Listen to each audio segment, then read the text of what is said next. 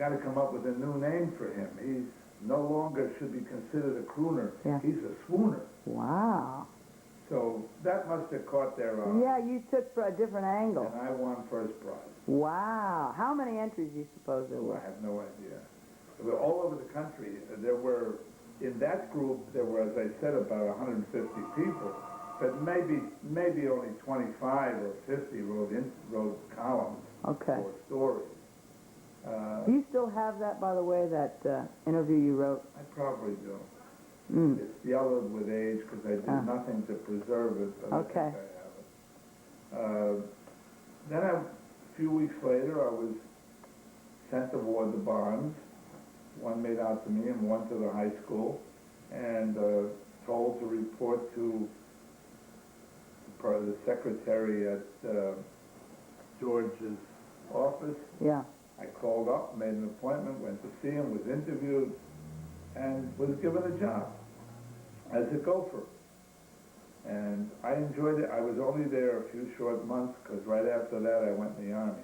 Now, what, if you had stayed there, what were your responsibilities? I'm just curious. Be George's assistant. Did that mean you would possibly have to travel all over? It didn't at that time, but I guess later on it would have. And were they going to pay you well? Oh, they were, whatever the going rate was. It couldn't have been more than $30 or $40 a week at the most. Okay. You know, salaries were, I don't remember the price. All right. But you were excited at the prospect? Very excited. And one of my early jobs was taking news releases that George, I didn't write too many of them, but I was allowed to write them. And I wrote a few, and a few George wrote. He was a hands-on, he was more than a PR person. He was Sinatra's personal manager. Hmm. Always trying to keep him on the straight and narrow, keep him from getting Make a fool of women himself. and making a fool of himself. Sinatra had a very, very short temper. Oh, really? He literally fired George every other week. Oh, boy. And then the following day would rehire him and apologize. Mm-hmm. I think it was a close respect from Sinatra to George. And George arranged for his first concert at the Paramount and came up with a very clever idea of letting all the girls in the city know it might be a good time to cut school. Oh, yeah. So he got them down there. It came down by the thousands. I don't remember how many people at Paramount handled, but it had to be somewhere between 3,000 and 4,000. It was a big theater. If you were allowed to stay there, do you think at some point you could have made a lot of money? I either would have been very famous in Hollywood, or if I got Frankie angry at me, Oh, been I'd fired. be a pillar on the Sandy of Oklahoma. Okay. It was that extreme. He was that way. If he loved you, he couldn't do enough for you. Wow. He was a very generous man. Is that right? Yes, very generous. He gave a lot, later on, he gave a lot of money to people who needed help, and always, just like in Judaism, a mitzvah must be secret. Oh, really? He believed that. Oh, is that right? Of course, he wasn't Jewish, Right. but he believed that. A good deed has to be secret, or you're doing it for your ego. Okay. He sincerely believed that, and All I right. think he lived a large part of his life like that. All right. On the other hand, if for some reason or other he thought you did him some wrong or neglected something, he would fly off the handle like mad. And would he ruin you, possibly? I don't know. I was never involved with him to Okay. that extent. But George was fired regularly. Right. With the army. Well, anyway, George came up with the idea of getting all these girls down to the Paramount. I don't remember what month it was or whether it was it still was 42 or 43, I don't remember anymore, but I think it was 42. And there was a big promotion, publicity-wise. We would deliver stories to Baldy Winchell, to Ed Sullivan, to Earl Wilson. Those were the three big, Dorothy Kilgallen, Louis Sobel. There were 7 or 8 newspapers in New York in those days, and every one of them had a gossip columnist, Yeah. entertainment columnist. Those were big names. They were all big names, and I got the opportunity to go to their offices. Oh, really? Sometimes bumped into them. Uh-huh. Earl Wilson, I would say, bumped in. Oh, Leonard Lyons was another big one. He wrote for the Post. So did Earl Wilson. Dorothy Kilgallen was very famous. Except the one I met the most was Earl Wilson. Okay. Awfully nice man. Walter Winchell, you didn't get the right time. Well, I heard he Yeah, wasn't that nice off. I don't know whether I really had no experience with him. Yeah. I had it mostly with his assistant. I think her name was Rose. I can't remember. But of course you'd give him a couple of jokes, and then he'd run something. Sinatra's going to do this, and Sinatra was in Jilly's, or Sinatra was in some other restaurant, and Sinatra's dating somebody. All that stuff was being done. And then went to Paramount opening. He gave me a whole bunch of $2 bills. Oh. He being George Evans. Right. And my assignment was to go around in the balcony and convince the girls that when Frankie was singing a love song, they should scream out, you know, Frankie, Frankie, we love you, and all kinds of things like that. I don't remember what some of the things they were supposed to do. Squeal and scream as loud as they can. Right. And he had ambulances. He hired 2 ambulances to stay outside in front of the theater to handle the girls who fainted. Oh, that's funny. Of course, So that was all staged. in a sense it was, Right. but they didn't need me. Oh. The girls did it all on their own. Is that a fact? So at that point he became that popular. He became very popular. They were screaming for him without any inducements. My I goodness. returned almost all of the $2 bills. I don't think I had to give away maybe 2 or 3 of them. I don't know. Right. It was a pandemonium, My goodness. and it was mostly girls. Yeah. I was one of the few males in the place. Right. Weren't too many, but there were some, but not too many. Right. And it made all the papers, of course. Mm. And a couple of girls did faint, very Yeah. conveniently, thank God. Yeah. And they carried out to the ambulances, and it was a very exciting time. Mm-hmm. And that's the story of my short relationship Wow. with Frank Sinatra. And why was it short? Because shortly after, it was short because the war was on, and when I graduated high school in June, I immediately applied to join the Army as an ASTP candidate. First, I tried to get in as an air cadet, and I couldn't pass the eye test. I had 20/20 in my left eye and 20/30 in my right eye, and they wouldn't take you unless you had 20/20. You know, that's very unusual to want to be in the Army. Oh, the war was on. I wanted to be in the You Army. really wanted to be in wanted to be in the You Army. didn't try to dodge it. Are you kidding? I wanted to kill Germans. Wow. I mean, Did a lot and of Japanese. did a lot of men feel that way, fellas, Oh, or were there people trying to Many, run many. away? Many did. Now, I would say the ones that tried to avoid it or evade it were in a definite minority. Oh, is that I right? mean, there were men with children and supporting them. You don't blame them for that. But among the things, the draft would have got me anyway shortly after I was 18. Mm-hmm. Because by that time, they were drafting 18-year-olds pretty quickly. Okay. During the earlier part of the war, it was slower. They were taking older people. But the draft definitely would have had me anyway. And I wanted to go in a I didn't want to go in the Navy because I never liked the water. Yeah. I wanted the Air Force, and You just missed it. I missed it. So they offered me an ASTP program. What's that? Army Specialized Training Program.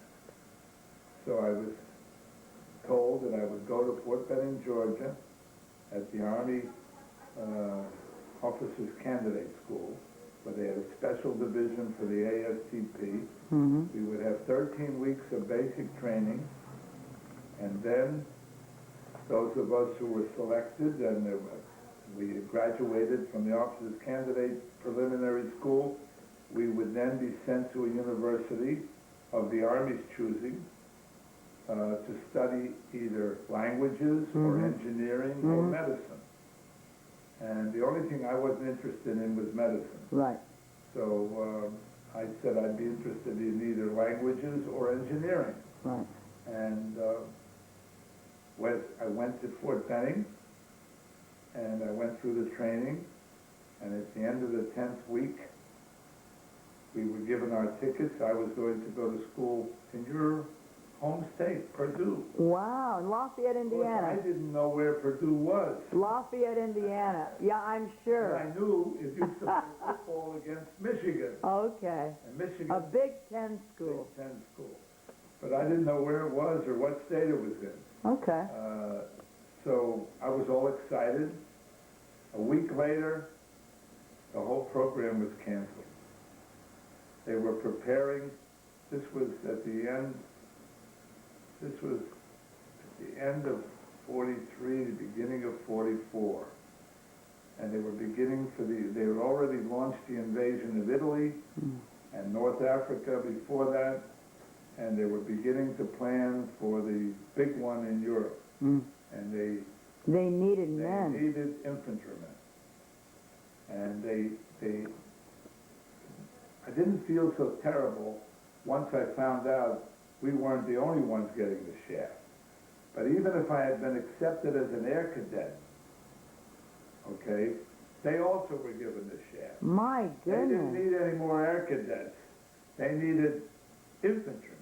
Wow. And That's the worst assignment any soldier could Right. get. so they formed a division in Alexandria, Virginia, little town, Livingston, Virginia. I don't remember the town. It made Altoona look like a metropolis.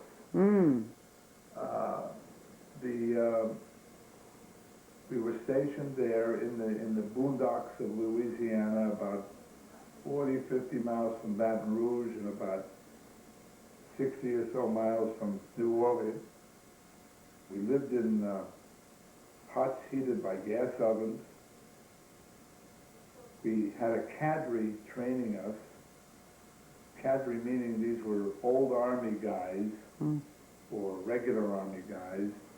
And we had air cadets, and rank meant nothing except for the cadre. A PFC in the cadre outranked a sergeant in the air cadets. Okay. For air support. They weren't all cadets. Some of them were air ground support and so forth. It was a very unhappy 18,000 people. Wow, I bet. Their expectations had been to go Right. on. Now, They were just thrown in with everybody. Right. So the training went on for several months in the jungles of Louisiana. That's when I made up my mind I really didn't want to go to the Pacific. Right. No I kidding. didn't like the snakes. I didn't like drinking the dirty water with Yeah. pills in it. I didn't like the heat and... You know, when you were in training, I bet you couldn't believe the way the Army was. You probably had a glorified image in your I mind. got news for you. The Army couldn't believe the way it was. Oh. Training of the 86th Infantry Division was one of the blackest chapters in the history of the American Army. Really? Yes. I tell you, we were treated terribly. Really? Punishments were meted out for no reason. These Really? men who ran that camp were sadists. They turned out to be crooks. Is that right? They stole our food that we were supposed to get in the mess hall and sold it on the black market. They enriched themselves at the Army's expense, and it ran from officers on down to the non-coms who were running it. They were all part of it. We were never allowed to go into New Orleans, never allowed to go into Baton Rouge, never allowed to go into Alexandria, except maybe on once a month. It was a locked-in situation.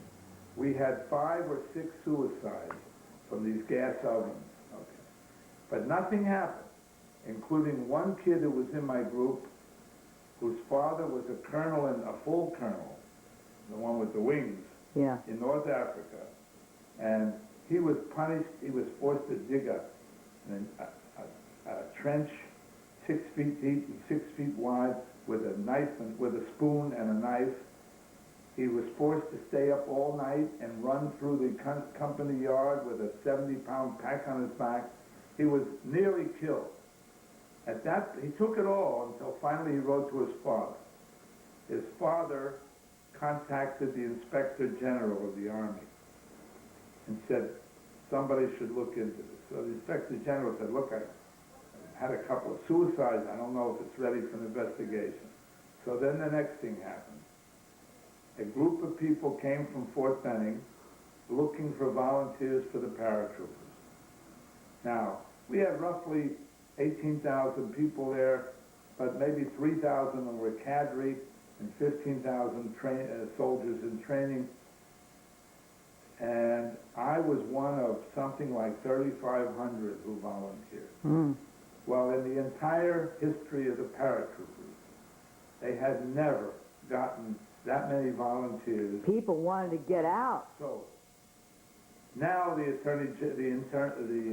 Oh, that got their attention. now the Inspector General's attention. Okay. He was watching out. All right. When the report came back, 3,500 volunteers. Wow. Why? I was one of the lucky few that was selected. Okay. You had to pass a physical, both a physical and you had to run through an obstacle. Yeah.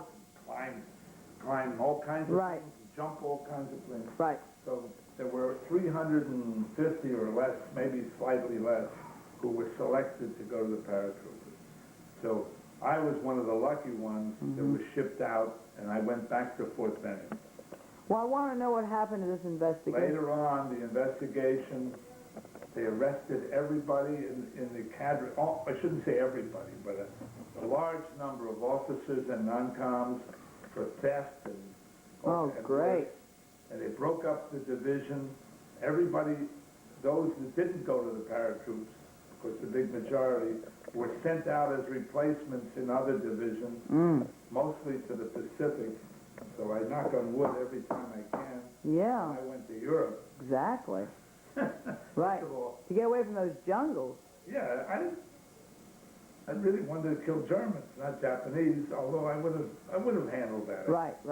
But it was the German I wanted to kill. Okay. The Nazi, not Right. the German, the Nazi. Nazi, right. So they did start an investigation.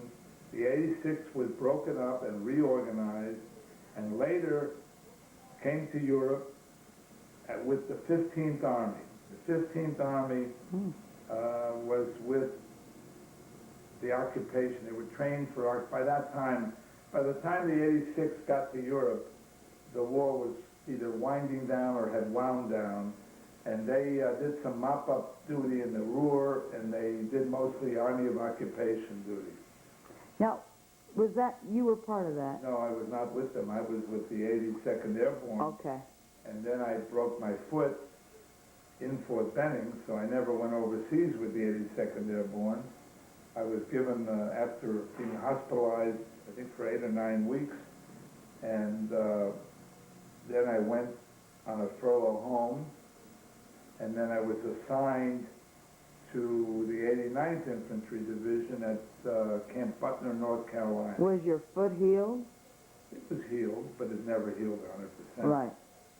However, I was young and I was strong and I could march with the best of them. Wow. I want to know about your mother being upset about you going into the infantry after your foot. Yeah, when she found out that I had fractured my, there was a couple of metatarsal bones in my right foot. And the Air Force, the paratroopers had a rule: if you broke something, you couldn't be a paratrooper, because there was always a chance it would handicap you later on.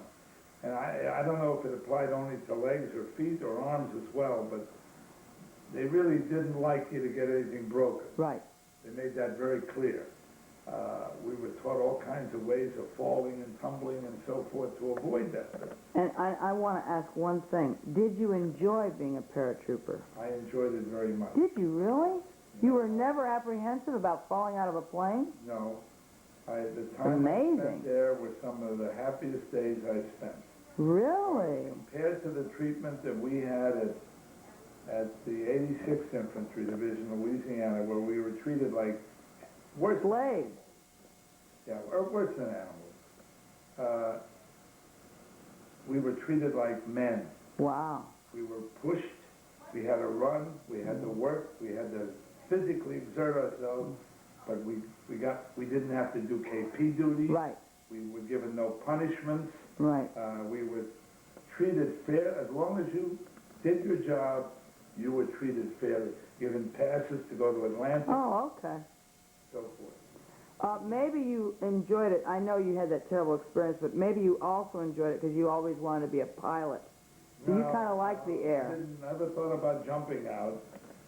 Oh, I see. But you mean just compared to that horrible experience? It was really Paradise. Anyway, after I fractured my foot, I went to Fort Benning. I left Fort Benning, Georgia, and went to Camp Butner.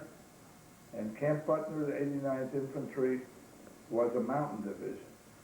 It had been trained. It had just finished months of training in Colorado, climbing mountains, and they had no motorized equipment whatsoever. Everything was done with manpower or donkey power. Wow. Believe it or not, we had donkeys. Oh. We had carts. In that day of 43 and 44? Well, they were trained to fight in mountainous regions. Okay. All the jeeps in the world won't help you in the mountains. Oh, okay. You need a good donkey or a guy with a strong back. Oh, okay.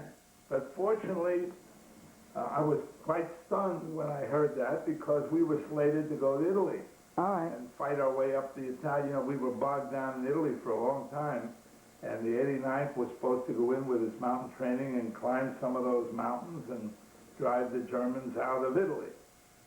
But fortunately, or unfortunately, the invasion of Europe was about to begin. Yeah, that was the invasion began in 44, and in June of 44, and we were shipped out somewhere in that period. I don't remember the exact date, and we were told that we were no longer a mountain division. Now we are a motorized division. And when we arrived in Europe, we would have jeeps, and we would have trucks available when necessary. Of course, the company didn't have trucks, but the division would have trucks, and our artillery would be motorized and so forth. I don't know how the artillery worked at a mountain division. Most of the artillery they had were small, usually using mortars or 75 millimeter cannons, and they could be pulled along by a couple of men or a couple of donkeys and so forth. I don't know. I wasn't with them out there, so I never had that wonderful experience. Well, I did have the experience of schlepping everything on my four-legged back. Oh, God. And that wasn't fun. Oh, how awful. That's where they have young men in the Army. So now, we were shipped out of, well, my mother went to see... Yeah, I want to know that story. That's about the time my mother took a trip to visit Franklin D. Roosevelt. And she took the Pennsylvania Railroad from Altoona to Washington, spent the night sleeping on a bench in the railroad Union Station. I think it's Union Station in Washington. Then she took a taxi to the White House, and a little old lady, she spoke English perfectly, but it had a Yiddish accent at times, yeah. Although her English was pretty good. She wanted to see Mr. Roosevelt because she had a complaint. And believe it or not, they let her in. You could never do that today. No way. But they let her in. I guess the guards or the Secret Service, whoever was sympathetic to this little old lady, and they let her in. She got into the White House and was interviewed by somebody and said why she wanted to see the president. And then she was told that the president was ill and couldn't, or involved in a big conference. Right. I don't remember. I think she said he was ill, but he was always ill, so I Right. don't think that that was the, and that Harry Hopkins would come down to speak there. Harry Hopkins was the chief of staff. You said to me he was really running the country. He was, just like Sherman Adams did for Eisenhower. And, well, Nixon had two of them, Ehrlichman and, can't remember who the other one was. They run the day-to-day operation. So Harry Hopkins was a well-known man, and very close to Roosevelt and everything Roosevelt stood for. He spoke to my mother, got the information, came back a little bit later with a report that there was nothing immediately that they could do, but they would keep an eye on me, and that not to worry, he won't have to walk too much because they just motorized his division, so Oh, they'll have boy. trucks and jeeps. Little did they know, you still do all the work. The trucks and jeeps carry supplies and stuff, Now, did she buy that story? but she had no choice. What could she do? But What, they and reassured what was her complaint, that you had just her. broken your foot? Yeah, I shouldn't be in an infantry. So, she's Be an right. artillery or, She's right. engineers She's or absolutely right. Okay, so they said, well, he's already on his way, we'll keep an eye out. Right. And don't worry, he'll come home safely. Uh-huh. Okay, so that's the way it was. I found out about this, of course, much later. And when the war ended, my postal experience did me some good. Now, whether it had anything to do with Harry Hopkins or not, I don't know. But the war had ended, and we were back in France at our old, we built a camp there called Camp Philip Morris, Camp Lucky Strike. Lucky Strike, Philip Morris. We built or were part of building about 5 cigarette camps. Philip Morris, Wow. Lucky Strike, 20 Grand, Old Gold, Chesterfield. The biggest one was Lucky Strike and Philip Morris. They were the big ones. We built them while the war was going on in Normandy, Mm-hmm. right outside of Rouen and Le Havre, and in that Norman area. After the invasion boys who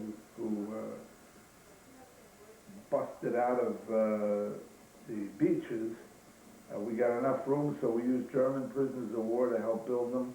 But we did a lot of the labor. We put up the tents. It was a big undertaking.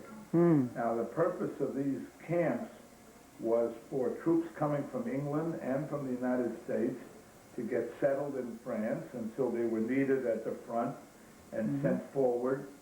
It was also, when the war ended, to send the troops back.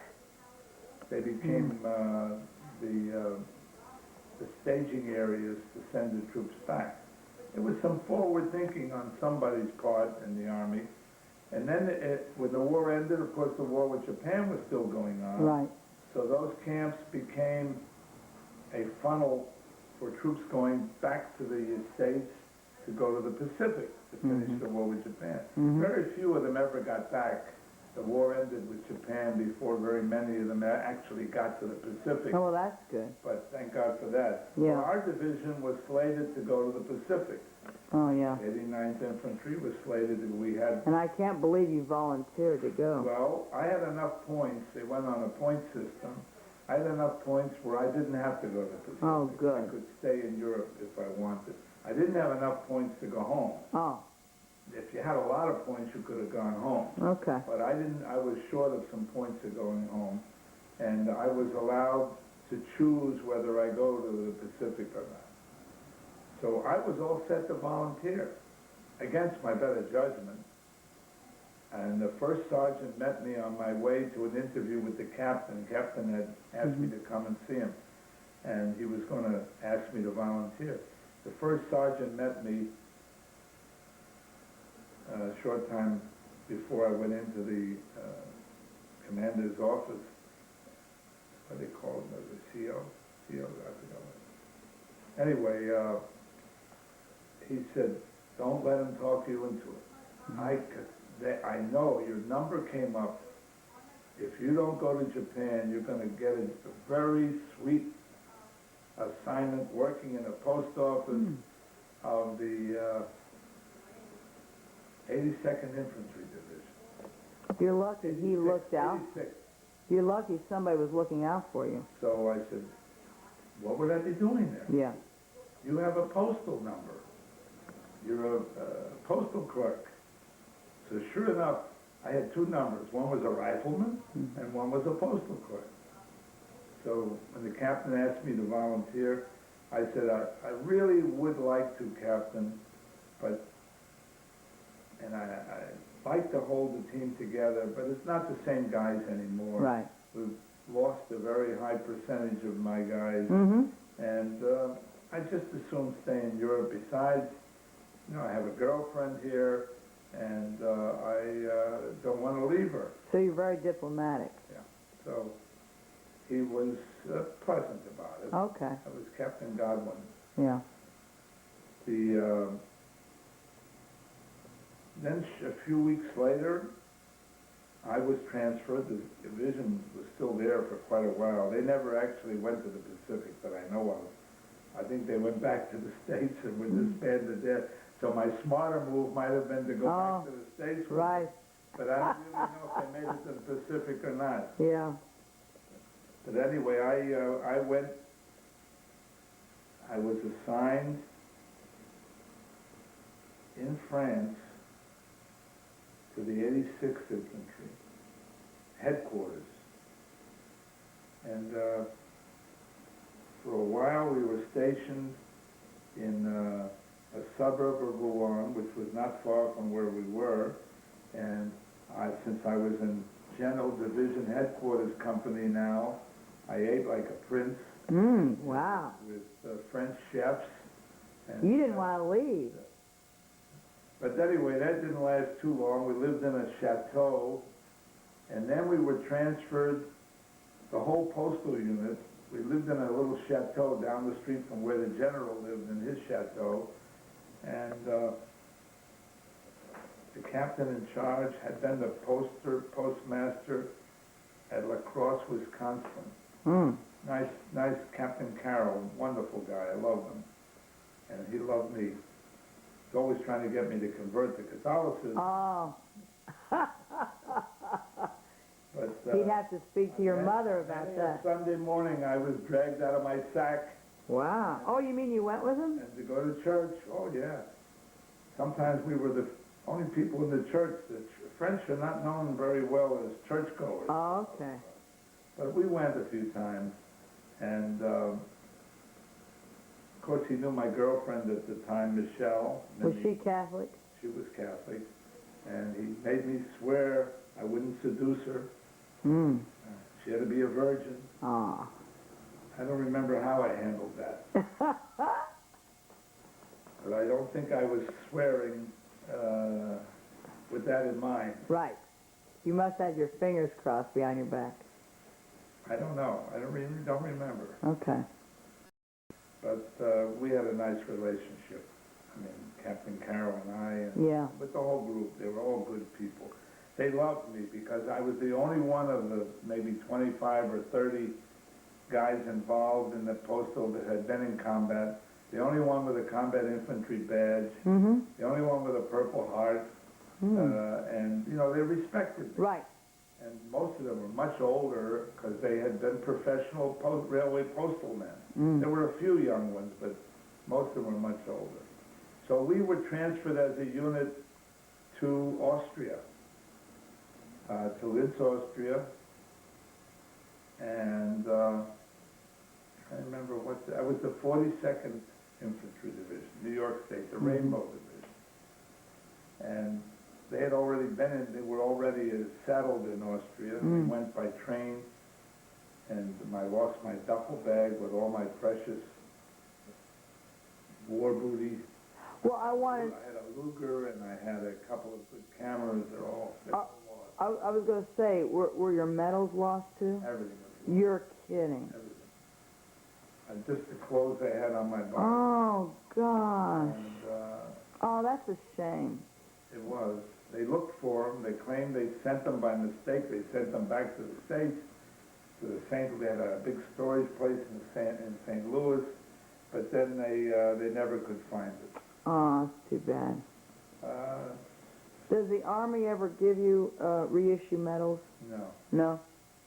I never asked, and I never wanted them or anything Yeah. like that. The ribbons were made available, but the actual medals I never saw again.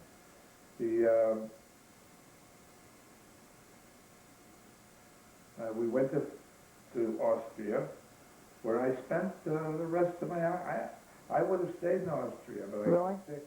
Oh.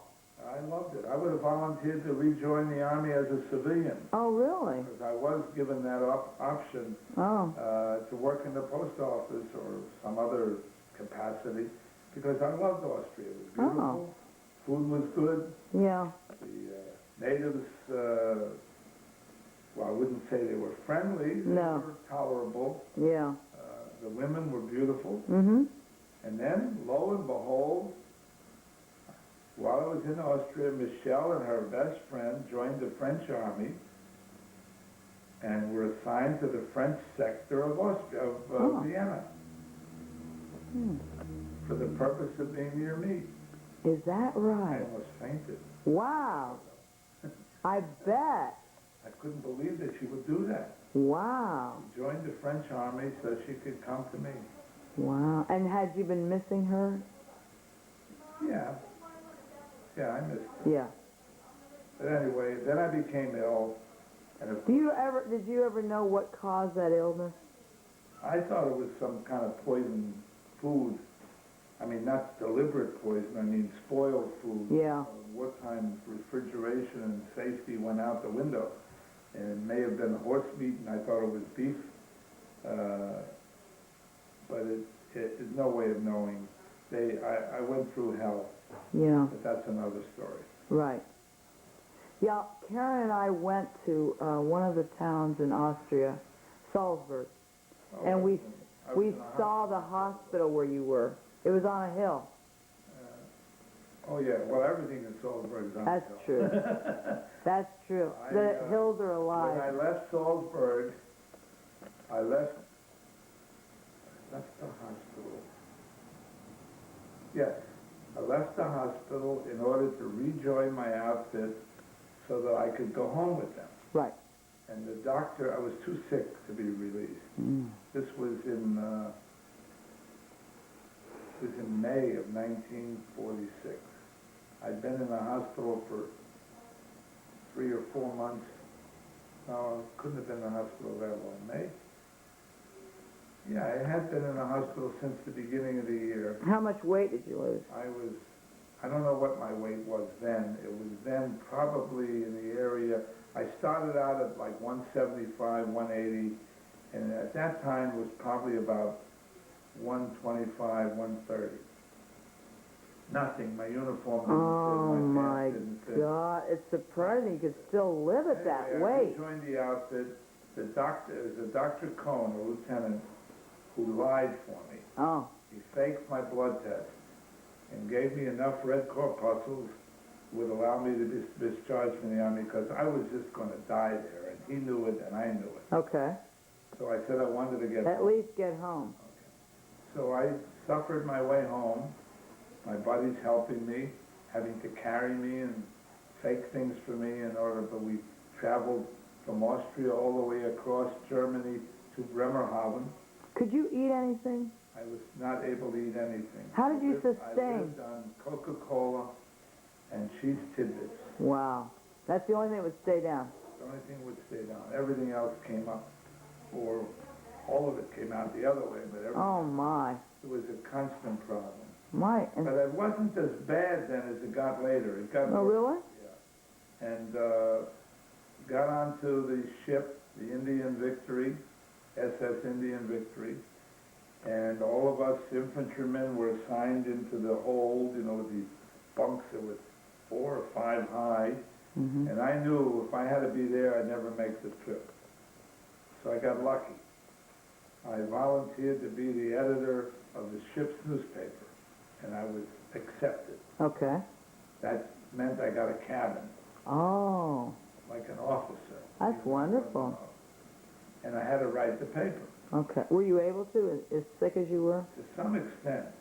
But of course, since I didn't have any other duties, I didn't even go to the mess hall because it was a waste of time. Yeah, you couldn't eat anyway. So my guys made sure I was supplied with cheese tidbits and Coca-Cola and Yeah. ginger ale. Ginger ale I took too, but I was never crazy about ginger ale. Yeah. Too medicinal tasting. But the trip was supposed to have taken us, maybe a maximum of 7 days. It took about 11 or 12 because the boilers in this old ship, it was an old Kaiser-built Indian Victory. It broke down in the middle of the English Channel, and it was rocking and rolling. The last thing you needed. Anyway, in order to get my news that I had to put in my newspaper, I had to climb up to the crow's nest, or it seemed like the crow's nest, where the radio operator was for this ship. How could you do that? It was very difficult. Sometimes I would ask one of my buddies to go up, if they were able to get away. And other times I would do it. I climbed up, and then the worst part was climbing down. Oh, yeah. I mean, climbing up was one thing. I was pretty good Wow. at it. But climbing down, oh God, I would get dizzy. Yeah. It was, and I would, then a couple of times, I wrote a couple of issues where in fact, one of the first stories I ever wrote about my father, I wrote a story about a gift from my father in that paper. It was a mimeograph type of, not a hectograph, mimeograph paper. And I don't remember how often it came out. I guess it was every day or every other day. And I made up fictitious stories. But with a tongue-in-cheek. Yeah. Like the Messerschmitts are coming back. Ah. They're following us. Right. And they're the ones that blew out our boilers. Oh, I see. You made it entertaining. Yeah, tried to make it entertaining.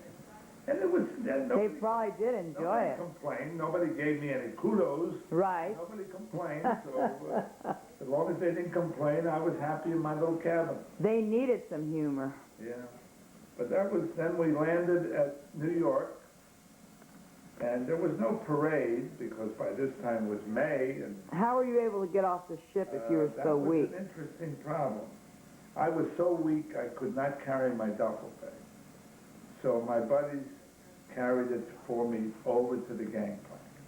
But the procedure was you had to walk down the gangplank carrying your duffel bag. Okay.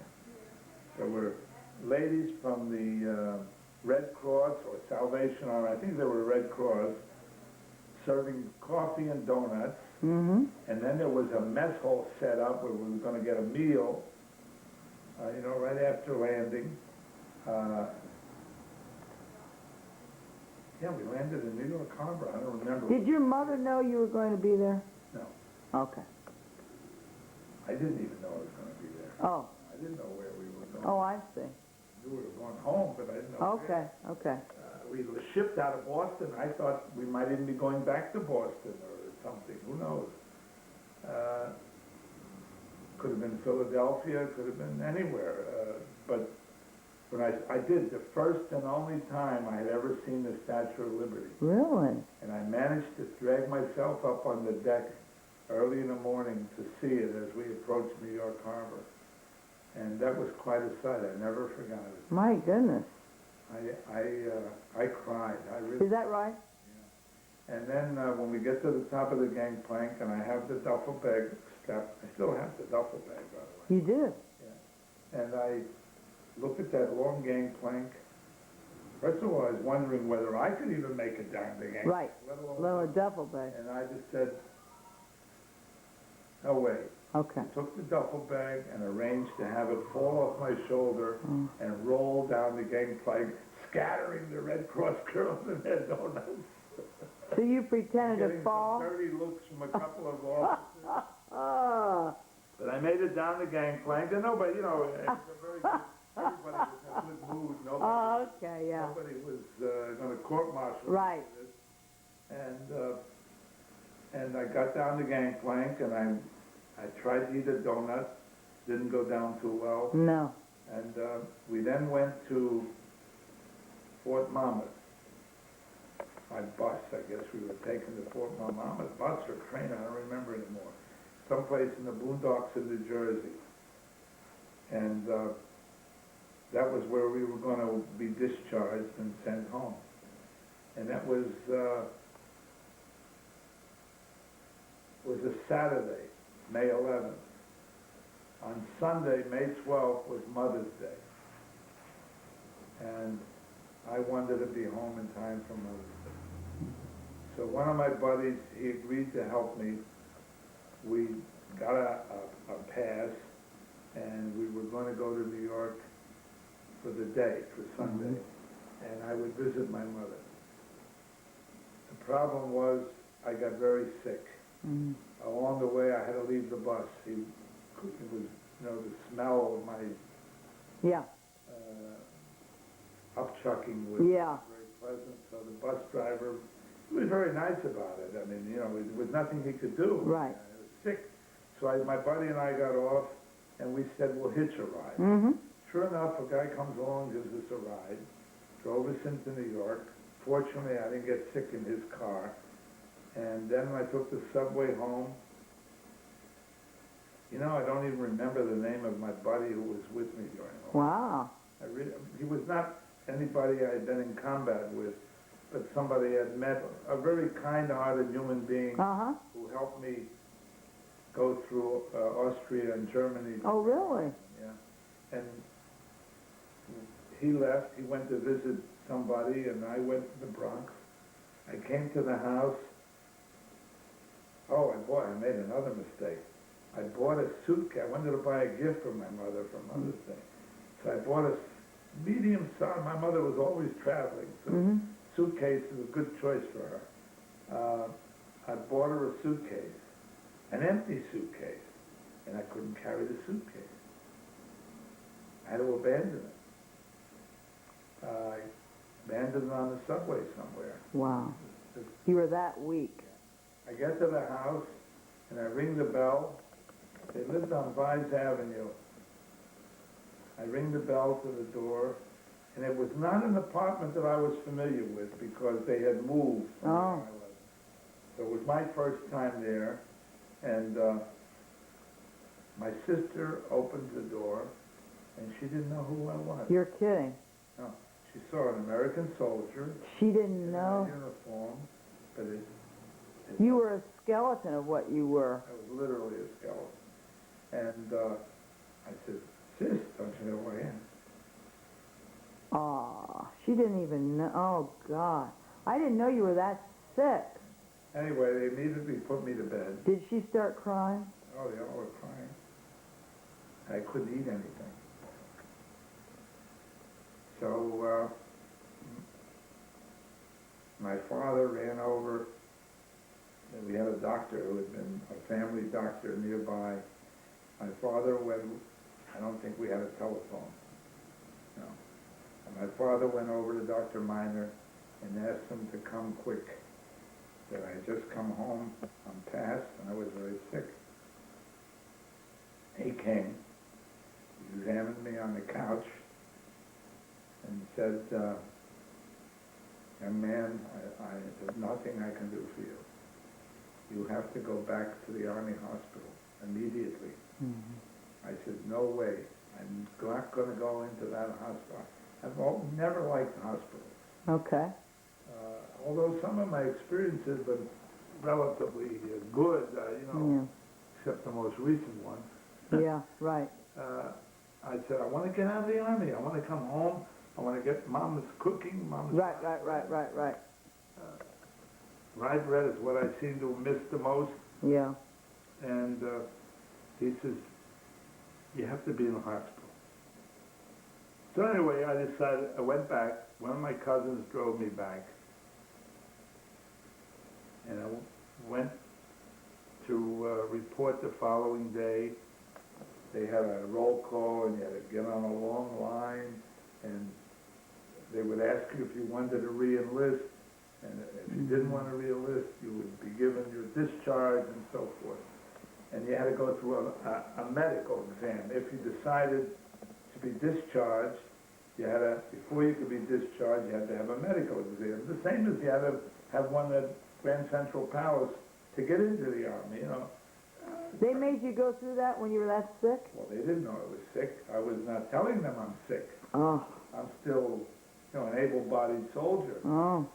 And this was probably May 13th or 14th, after I visited my mother, and I get in line, and I'm on the line for discharge, and the guy's examining me, looks in my eyes, looks in my mouth. He says, "When did you get out of prisoner of war camp?" I said, "What prisoner of war camp?" You look like you... "Didn't you come out of a Japanese or German prisoner of war camp?" You look like you had. I said, "No." I said, "I was in the ETO. I was never in a prisoner of war camp." He says, "How could you get like that on Army food?" I said, "Get like what?" Oh, you didn't even know you looked that bad. Oh, I knew what he was saying. It was kind of bluff him. Oh, okay. He says, "You have sores all over your mouth on the inside. Your tongue is swollen. You have malnutrition. It's obvious. How could you get malnutrition in the United States Army without being in a prisoner of war camp?" I said, "I don't know. I guess I'm fussy about the food I eat, but I ate."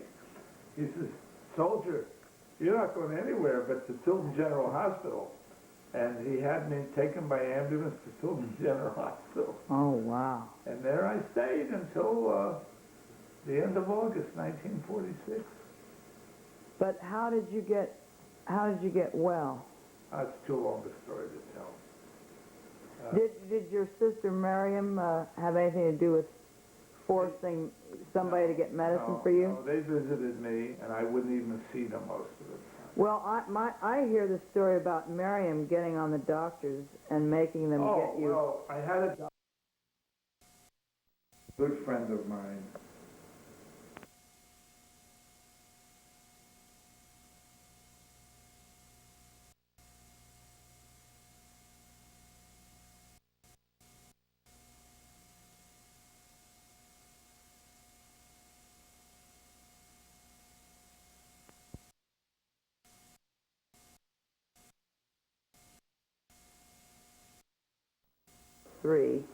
We're going to finish up our story on getting the medicine that Sam needed to save his life. And then we're getting on to talking about Sam's war experiences. And this, for me, will be my favorite part of the interview. I've been waiting for this part. Here I am, born from my dad. Right. Karen. All right, those pictures Karen. no makeup on. You can see... Spawn. I was born. You were Courage. Anyway, that's Sam and Betty's older daughter. 41 in 3 days. Just like you, October Buster, 15, we picked her up. We picked her up at the Bida we owned. Right. And behind Karen are her beautiful drawings. Well, this is mine when I was 16 or 17 when my first. This was mine when I was 16 or 17 when my first. Right. The rest are mine. And if you look at Karen, she looks just like her dad. So my mom, dad. But actually, she looks exactly like her grandma Rachel. She claims she looks more like her sister of her grandma Rachel. Anyway, Sam. Yes. Now you may sit in the throne. What is the throne? Right over here in this chair. Oh. That we're Give changing. up this chair. You have that to. chair? Right. Okay. You don't have a choice. Do I get to keep Buster? No. Oh, he gets to stay in the shot, yes. Okay, Buster. But you don't get to have him. Same color as my chair. Right. That's the whole idea. Shoot. Well, are you comfortable? Yes. Okay, I hope you're not too comfortable. I might be. I know. I'm totally devoid of energy today. Oh. Well, anyway, the last time we met, we were talking about getting in the hospital and you were really on Getting in the hospital was easy, getting out was hard. you you were at death's door, and one of the doctors from Washington had an idea of putting folic acid in a shot. So go ahead and take it from there. Of course, by that time, I was so much out of it, I don't really know what was happening. I was not totally aware anymore. I was weak from hunger and weak from the disease that I had, which had gotten me down to about 90 pounds or maybe even a few pounds less. And it literally was half my normal weight. So everybody thought I was a survivor of a Japanese prisoner of war camp. Or some other camp. Yeah. But Dr.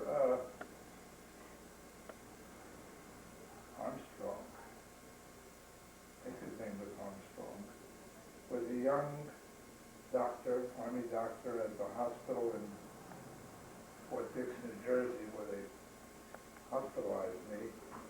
And he, I guess at my sister Miriam's insistence, brought up a team of doctors from Walter Reed General Hospital, the finest hospital the Army had.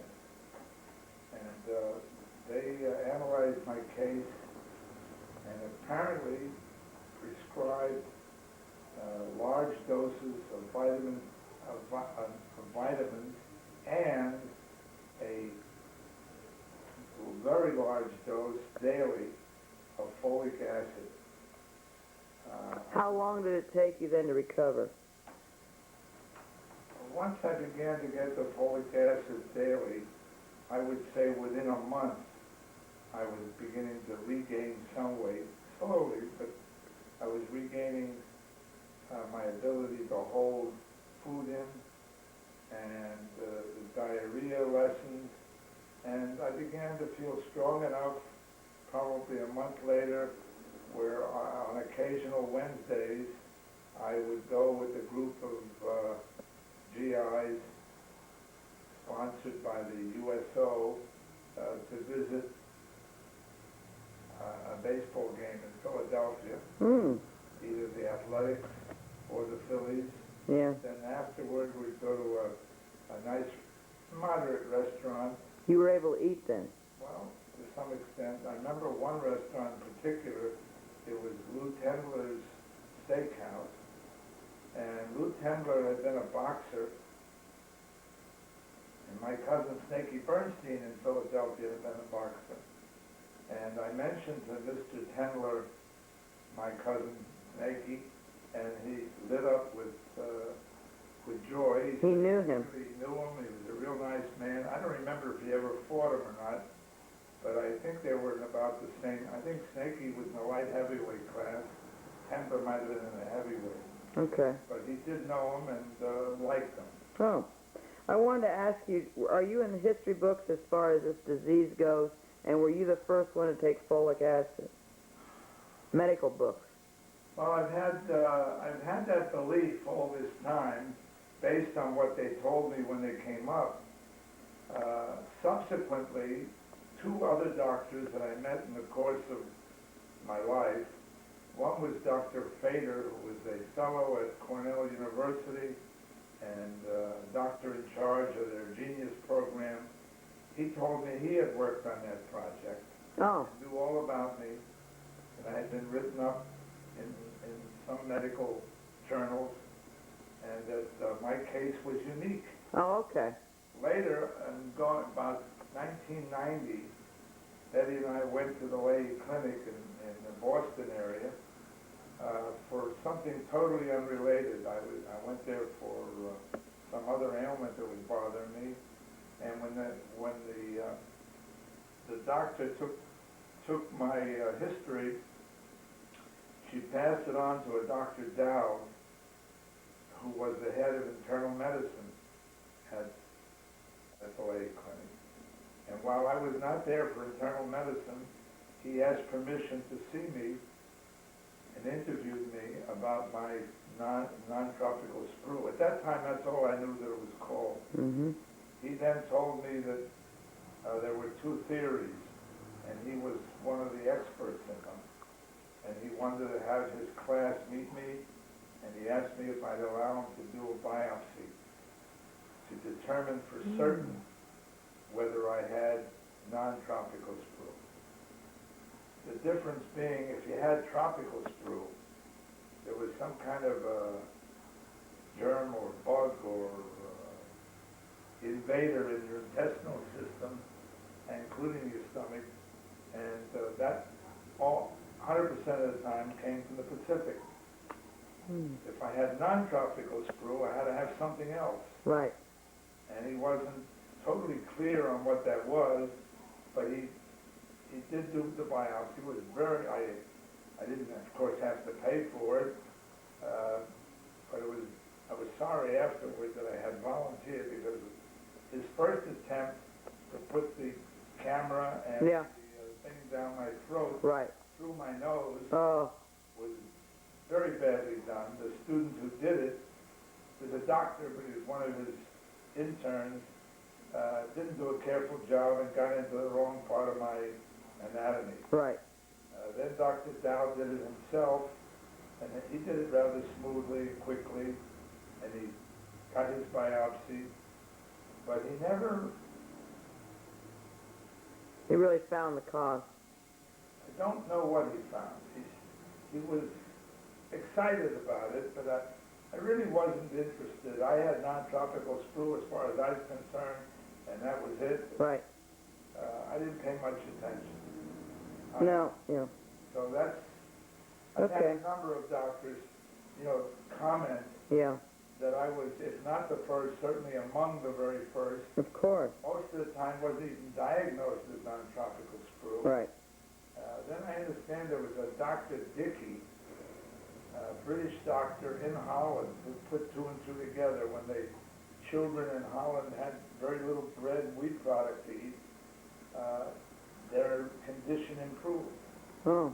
He didn't know what their condition was. Yeah. It was a form of celiac, and they've subsequently been calling the ailment celiac sprue. Is that right? Now, if you don't mind, I want to start talking about all of your wartime experiences. Now, I haven't got enough time to talk about all my wartime experiences. well, Some of them are real, and Right. some of them that I believe to be real, but I'm not 100% sure. Things happen, and you don't really always know reality from unreality. right. Well, I want to know when the starting point where I want to start will be where you first got into the infantry, because I found out about your boot camp and how horrendous it was. Yeah. But I want to start in the Well, infantry. That wasn't a boot camp. That was an actual combat training camp All right. in Fort Livingston, Louisiana. Well, let's go to the infantry. The infantry. Right. And I want to hear... That was the early 1944. Okay. I joined the infantry at the 89th Infantry Division in Fort Camp Butner, North Carolina. And they had just, as I mentioned in our previous talk, they had just been converted from a mountain division to a motorized combat division for the invasion of France. However,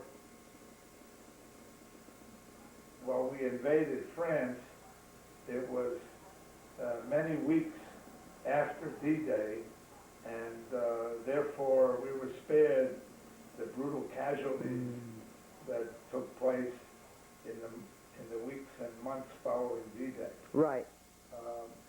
Thank God. I'm sure still many... Our division was basically, I think I told you, we were held in the Normandy area, somewhere outside of Le Havre and somewhere north of Rouen, and we were actually a reserve division. At that time, I don't even know what army we were in. We were being held in reserve, I think it was for the Third Army, because we joined them, so it must have been the Third Army. But we built these rebel depot camps to handle the influx of American troops into Europe, and we built, or helped build, several of them. Camp Lucky Strike, Camp Philip Morris, Camp Old Gold, 20 Grand, all named after cigarettes. Those same camps were a year later, or a year and a half later, be used to send American troops back from Germany and France to fight the Japanese. Oh. Or to go home. So anyway, my experience in combat, well, the infantry experience was a very bitter one. I had never expected to be an infantryman. I wanted to be an airman, a pilot. Right. And then subsequently in the ASD program, which I had volunteered for before I was 18, when I finished high school in June, I was accepted and sent to Fort Benning, Georgia, and as I mentioned before, the training was supposed to have lasted 13 weeks at the Officers Candidate School, and then we would go to college. So I expected to go to college, and hopefully I would play football. Was it Purdue, right? Well, I didn't know that at the time, but in the 9th or 10th week, I was told I was going to Purdue and I was going to study engineering. I don't know how long that would have lasted, but at least I was going to Purdue, and Purdue, well, I didn't even know where it was. Oh. I knew it had a good football team. Okay. And maybe I'd be allowed to play. Mm-hmm. However, it never happened. On the 10th or 11th week, 2 or 3 weeks short of our finished graduation, the whole ASCPA program at Fort Benning was canceled, and all of us were reassigned to infantry divisions, again, in preparation for the upcoming invasions of Italy, North Africa, Sicily, and Europe. I mean, Normandy. So, of course, nobody knew it was going to be Normandy, but everybody expected it might be. That's basically what happened. The training at Fort Benning was magnificent. Oh, was it? We were treated like good human beings. Oh. While it was strict and tough, there was no abuse of anybody. It was fair. I had a sergeant who was in charge of my group. He was Sergeant Petty. He was a former football player for the Chicago Bears. Wow. He became my idol. Oh, yeah? I don't even know what position. He would never talk about it. I assume he was a lineman, but I'm not sure. Yeah. But he was as tough as they come and as good as they come. Oh, really? He's the only one whose name I actually remember. And everybody else was pretty fair, pretty decent. Yeah. Everybody was shocked when the program was canceled. Oh. But of course, that's what war does. Right, you were needed.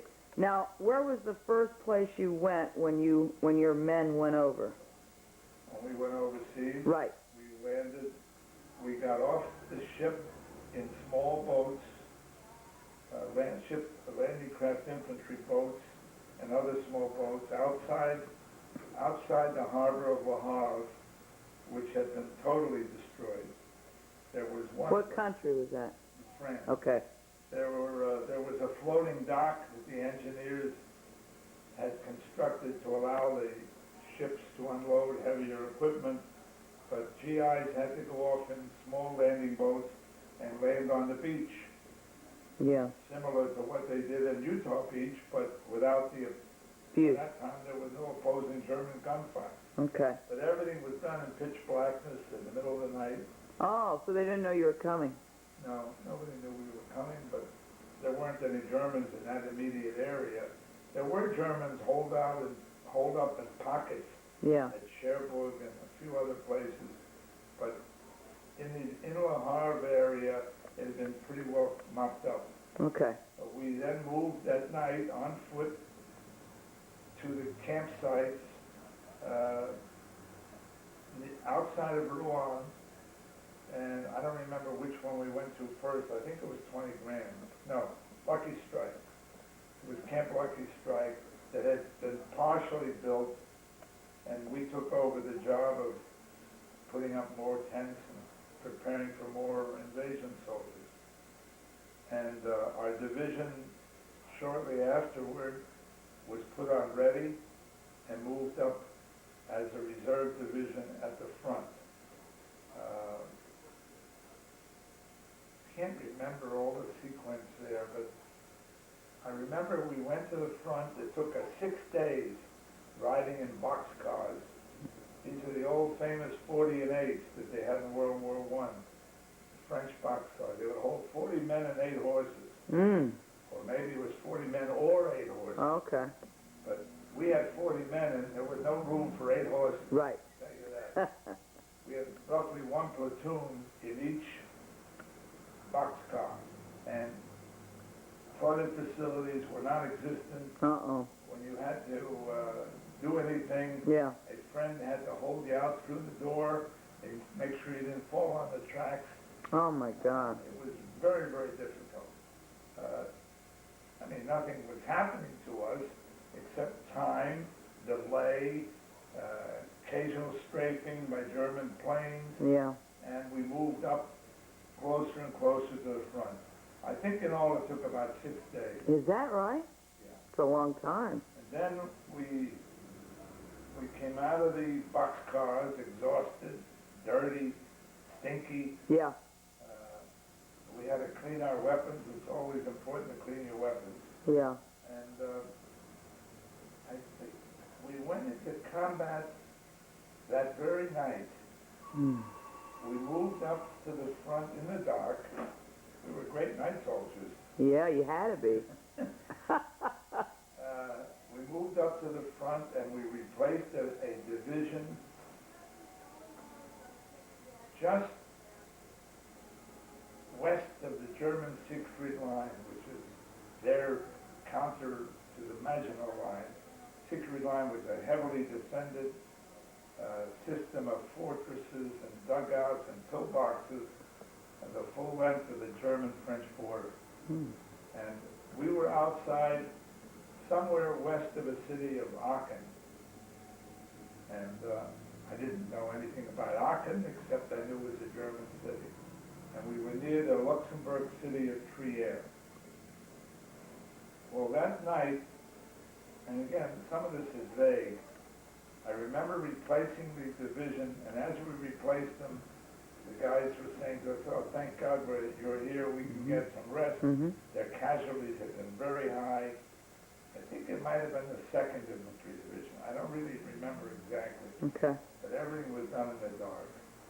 Well, somewhere along that night or the night afterward, we were ordered to attack and take the city of Trier. Wow. Which was a large city in Luxembourg on the German-Luxembourg-Belgian border. Yeah. We took it. Because they weren't expecting it? I don't know, they were expecting it. I mean... but maybe it wasn't that important to them. They just, they had diminishing manpower. Oh, okay. Heavily occupied in the east, and their ability to defend everything, they were relying on the Siegfried Line. And we cracked the Siegfried Line with flamethrowers and, really? and heavy artillery, and we entered and captured the city of Trier. Now, subsequently, I read a story about this in one of General Patton's books or memoirs, where he reports that Eisenhower ordered him not to take Trier, and concentrate on taking the Siegfried Line around Aachen. And he apparently was so determined to beat Montgomery through cracking through into Germany that he thought Trier would be the gateway. Oh. And he ordered the attack on Trier, and ignored Eisenhower's cable Wow. radio, telling the radio operator He didn't get it or that something. he didn't get it. And then the next day, when the order was repeated by Eisenhower, he wired back, "What do you want me to do, Ike? We've captured it. Shall I give it back to the Germans?" Oh, wow. At least that was the stories we heard. Right. Well, that's what they had on the film I saw. So, we didn't do anything terribly unique. I remember the next morning, we had a battle at night. The next morning, being a young, stupid kid, I and a few others ran out onto the battle area where the gunfire had been and picked up shells and pieces of shrapnel. I mean, I was wide-eyed with Curiosity. curiosity. It was a very dangerous thing to do. Why was that? Because they could have shot you? Well, some exploded items. Oh, I see. I see. You're going to carry a shell or a hand grenade around with you and explode your face.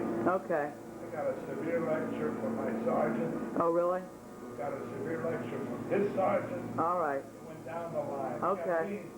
All right. But I was one of the ringleaders. I was preparing a sack of souvenirs. Oh, I see. That was my last souvenir. Right.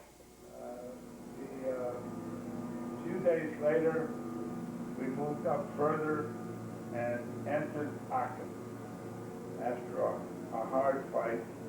I remember very vividly, this was the first German city that we had captured. I don't know if there was anybody had captured any earlier or not, but we were the first inside of Aachen. So we went wild. Oh. What do you mean you went Out of wild? anger at the Germans. We took a house, we literally wrecked it. Oh. We had our tanks, ran them, so the house fell down. If it didn't fall down, we would go in and smash furniture and throw it out the window. Wow. We were angry. Right. I guess angry at having to fight there. And all Yeah.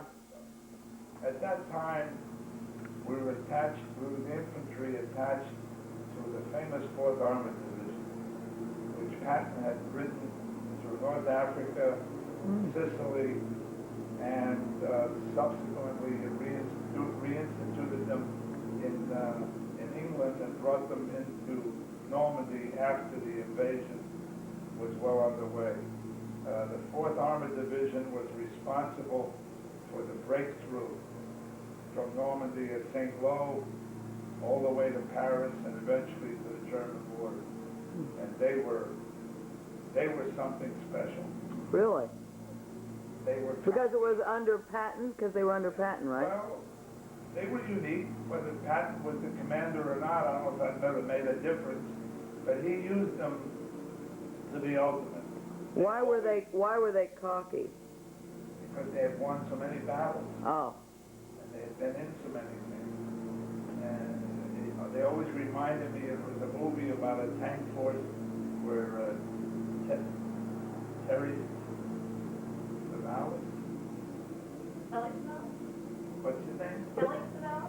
Terry Savalas? And Pat? Yeah, he's a tank sergeant, and Hell on Wheels.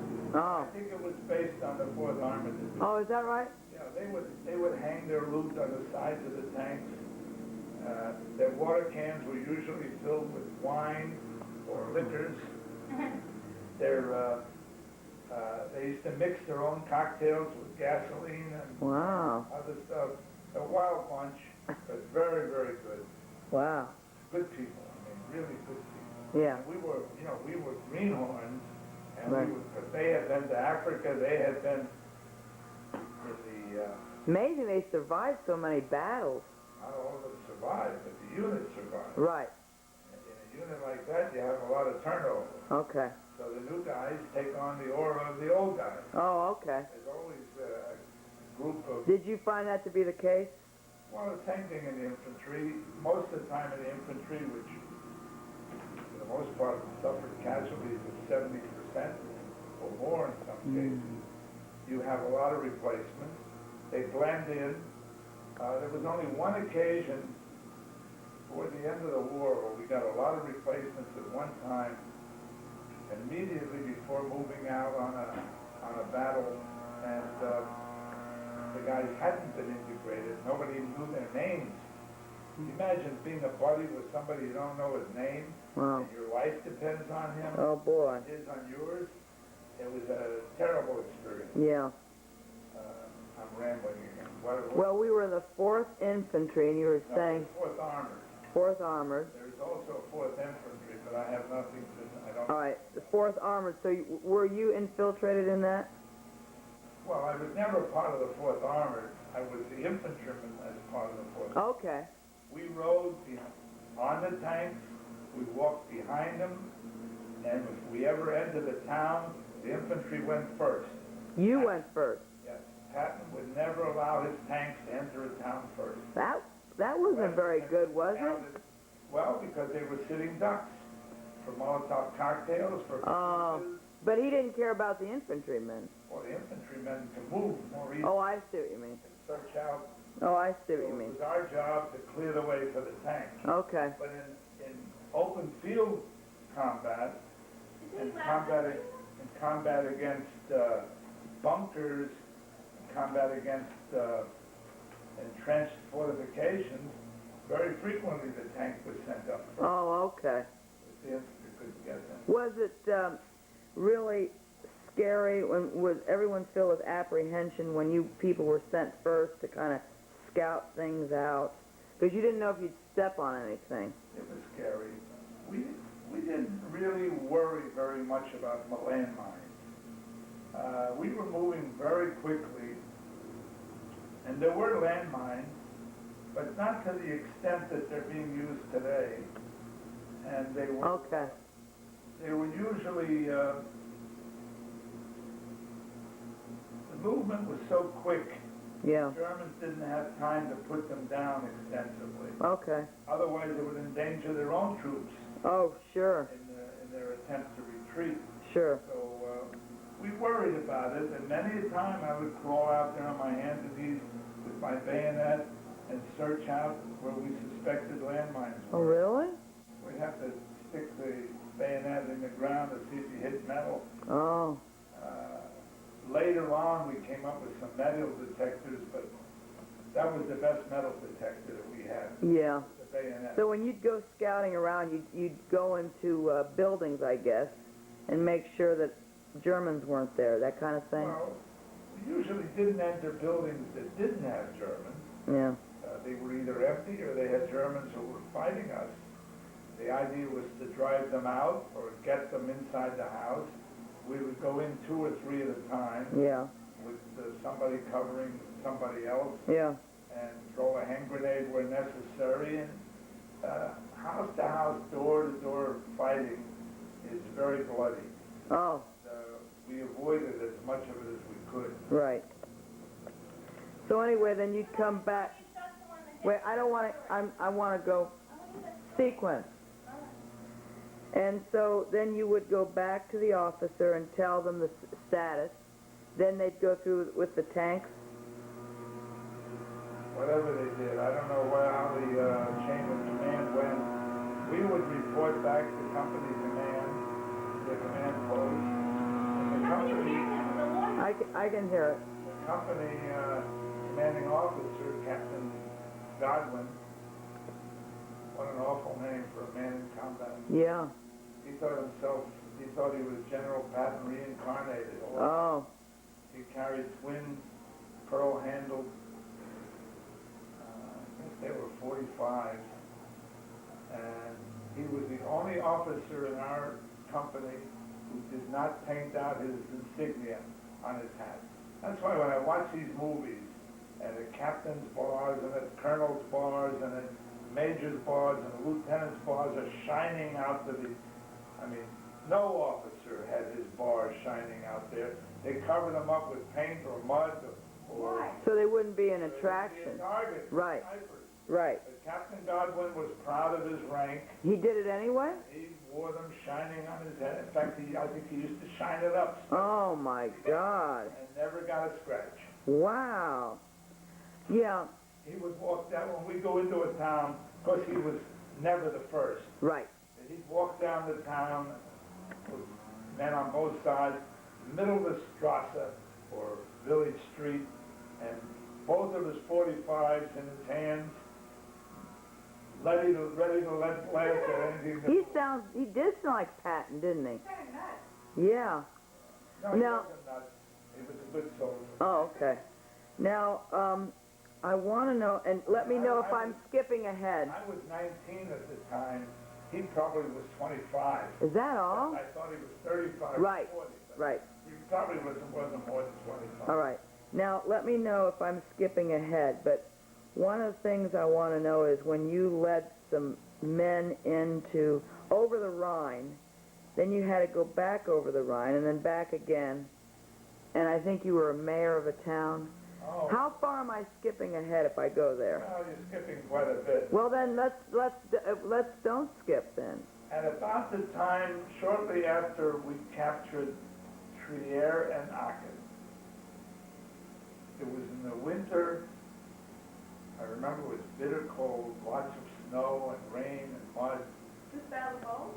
and we were forced marched more than 100 miles. When I say a forced march, that means you go roughly. You get the rest? You get 5-10 minute breaks, but we marched from the German border all the way back toward Bastogne to help relieve the trapped American, I guess it was the 101st, 101st was trapped at Bastogne. It might have been ironic if it was the 82nd, because that was the 82nd I was with in Fort Benning in the paratroopers. Wow. And it would have been interesting. Yeah, wouldn't it? But I think it was 101st, and they were similar to the 82nd, except they had trained in North Carolina instead of in Louisiana. Georgia. Yeah. And Patton ordered us a forced march, which means you go at all costs with very little time for sleep or eating, just moving. We lived on K rations, which are these small packages. Uh-huh. Then they didn't have to stop to heat anything. You just Oh, ate them boy. the way they were. And we arrived somewhere around, it was after Christmas. And we arrived a half a day or so later than Patton had promised. And even that was a remarkable feat. Was it? Of course, he was upset we were a little late, Oh, boy. at least we were told that. But I think, in retrospect, it was a remarkable job. I guess. The tanks could not accompany us. They bogged down, and the infantry was moving so much faster than the tanks. Right. They eventually caught up, but How many miles do you suppose that was? I think it was close to 100 miles. And so now, I wonder what kind of shape all of you would be in to help relieve people when you had to go that fast. We were exhausted, but we kept coming across American bodies, American equipment, soldiers. I think close to the Battle of the Bulge in casualties cost the American Army close to 75 to 100,000 casualties, plus many, many thousands who were taken prisoner. Was that the Battle Bowl you're at? Yeah. Well, I wasn't in the battle. We came in to relieve the Battle of the Bulge. And you mean so on your march to relieve, you would have to climb over dead soldiers? Yeah, German and American. Oh, how sad. One of them, I remember, I'll never forget this as long as I live. A tank had run, I don't know if he was American or German, there was no way of knowing, but a tank had run over him and flattened him and he became part of the road. Yeah. There were dead animals of all kinds, horses. Oh, my heavens. Any pens? Huh? Any peasant people, single people? There were, but we didn't pay attention to them. It was the military. There was nothing, I can't remember any obvious, of course there were peasants always going and Yeah. coming and running and leaving. And Now, when you arrived a half a day late, you were still in fairly good shape. I don't know how that's possible. we were But- in good shape. It was cold. Of course, we had ammunition. The guys in Bastogne didn't. Okay. And we had a very large force. Virtually the whole Third Army turned around, and some of it was kept back in Germany at the border, but They must have been happy to see you. they were happy to see anybody. Oh. Did you get frostbite then? Huh? Did you get frostbite then? Well, subsequently, I had to be hospitalized for frost. It was called trench foot and frostbite of my feet. So we're gonna chop off the feet. And the first few days, when the doctors came around, we were in makeshift Yeah. hospitals, like you see in the movie MASH. Right. And it probably wasn't warm in there either. It was cold. We didn't have nurses. We had male nurses. Yeah. Medics. The real live female nurses were always reserved for the rear Oh, hospital. yeah.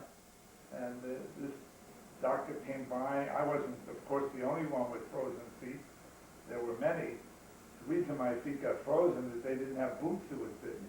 Oh, my I wore God. regular army boots, and the other guys who Oh, didn't no. get affected were wearing these rubber Heavy boots. rubber Yeah. shoes. But Oh, they how didn't have- terrible.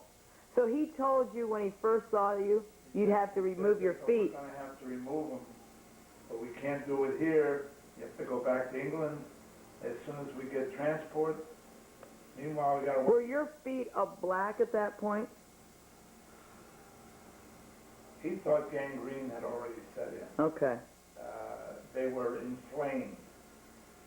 This was, now we're talking about 0 degrees or lower, and I couldn't put a blanket on them. Any cloth, I couldn't put socks on. Why? Any cloth, the pain was excruciating. Wow. Well, one of the medics, when he heard the sentence, to me it was a sentence of death. Of course. I had already decided That was, if I were going to lose a foot or an eye or a leg, I was going to shoot myself. really?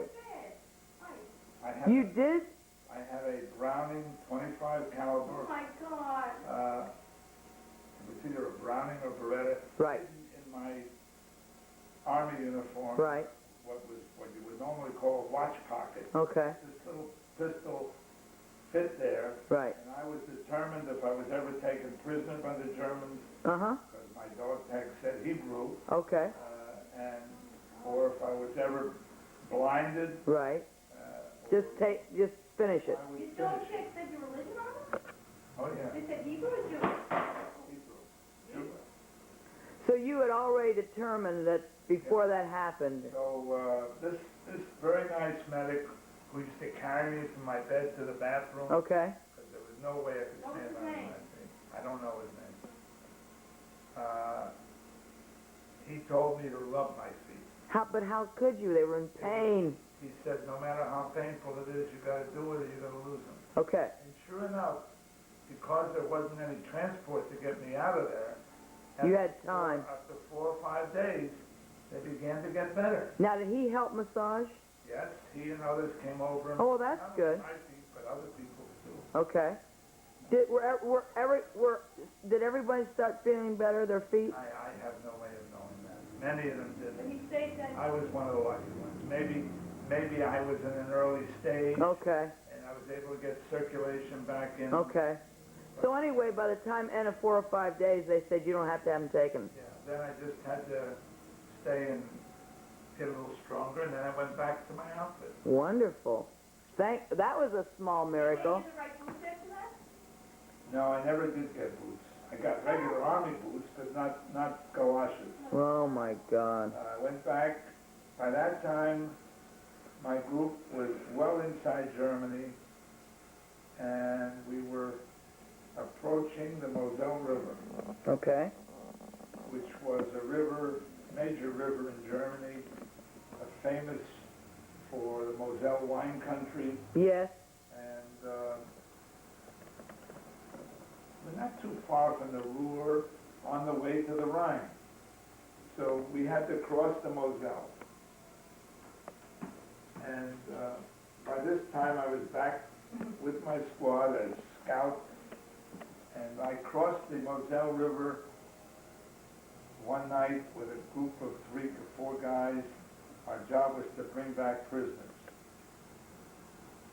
And we did. We brought back 2 prisoners that our intelligence group questioned to find out what Two American prisoners. No, 2 German prisoners. You went and got them? We captured them. How'd you capture them?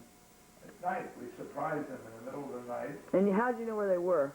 That you were told, I guess. Well, they were lying. There were, their installations were all along. Okay. Just had to sneak in, and I remember these 2. One was sleeping and one was on guard duty. Okay. And we just snuck up behind them, put a weapon to their Yeah.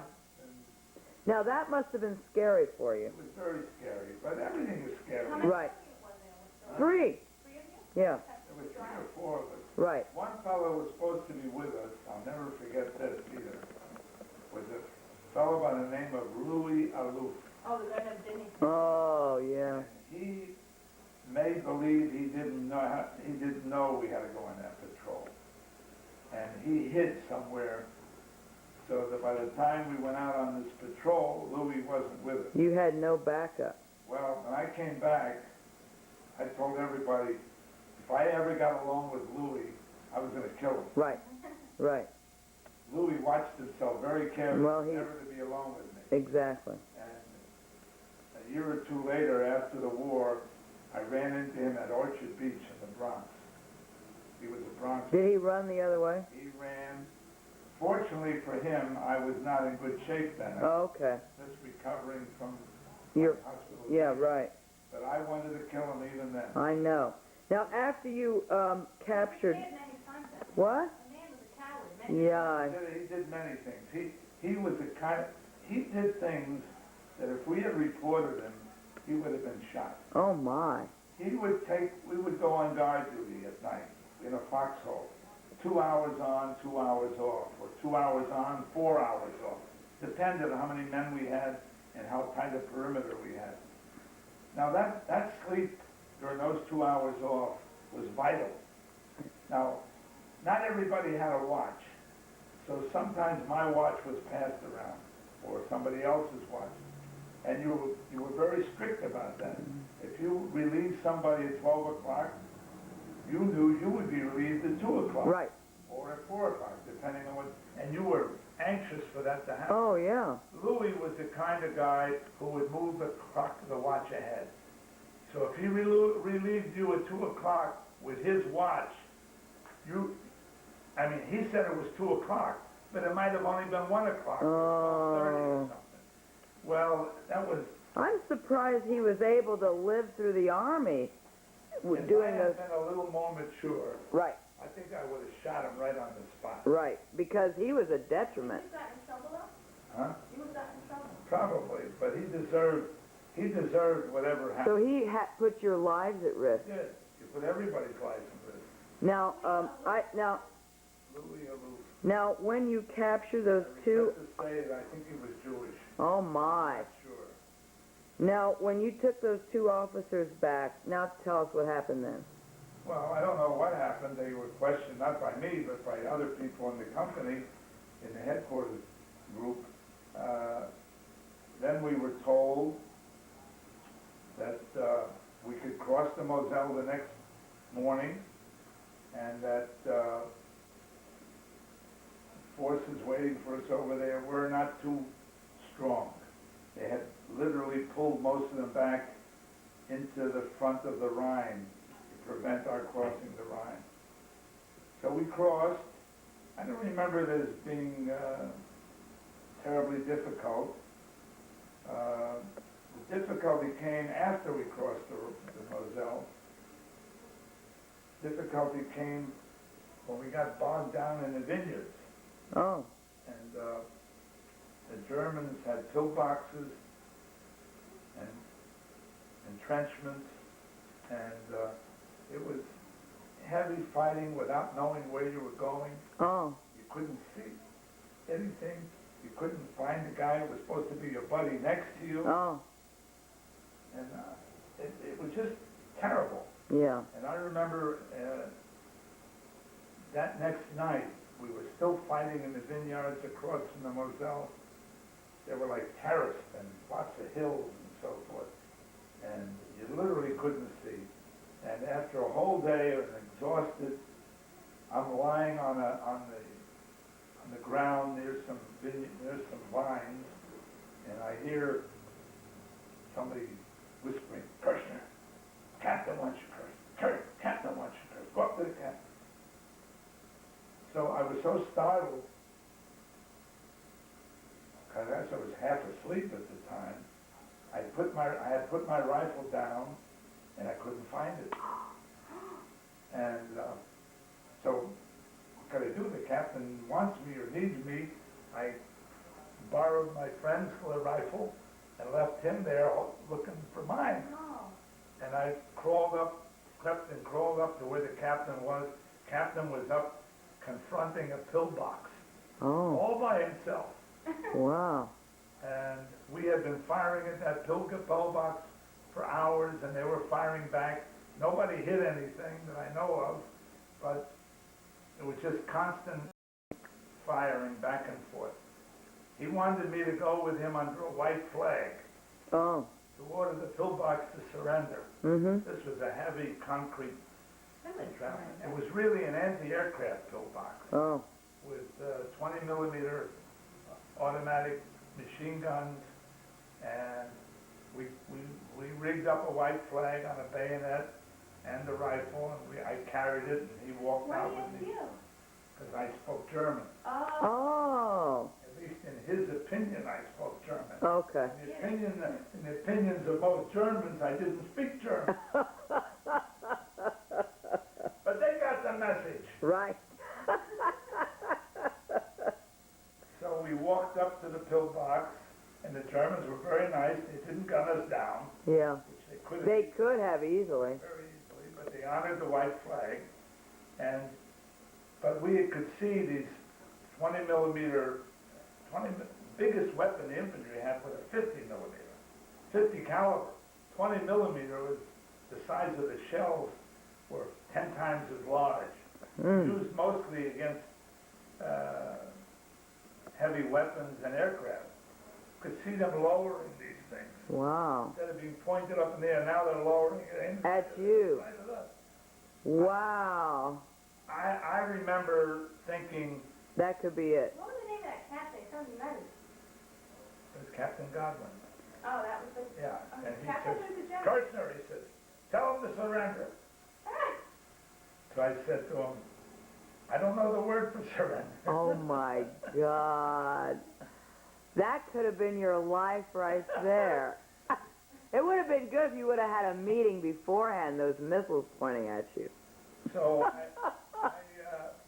I went up to the pillbox with the captain next to me. He was as brave as he was dumb. And he says, well, order them to throw down their weapons and surrender, and I'll let them live. So I said, okay, I'll do my best. And I tried very hard in what little German or Yiddish that I knew. Right. Kommen Sie raus, and What's that mean? come on out of there, you know, Waffe weg dein Bixen, things like What's that mean? Throw down your guns. Yeah, but what did you have for them? What deal? And I promised them that we would give them good food, that we would Oh. take care of them, we wouldn't kill What them. about some women? There were no women. That would have worked. Neither of them wouldn't have it. So that worked then? At that point in time, I don't think we would have even seen a German woman. Oh. They were all gone. Well, anyway, did that work? Must have. No, it didn't. At first, they said, nothing doing. No, nix. Yeah. They made some motions. It was pretty obvious they were saying no. Right. And then out of the pillbox comes a German officer. You're lucky they didn't take you prison. Yeah, No, it's an honor system. okay. They didn't have much Generally observed. The Yeah. white flags were generally time. observed. The Nazis didn't observe anything. Well, sometimes they didn't, but with us, they generally observed. Okay, so what happened? We did have a few cases where they didn't observe the Red Cross. You know, technically a Red Cross is supposed to be a no-fire zone, Right. but they fired anyway. We had occasions like that, but never had a problem with the white flag. Not that we had that many instances of it. But I a always few thought the times. white flag meant you surrender. No, it does, but not under circumstances.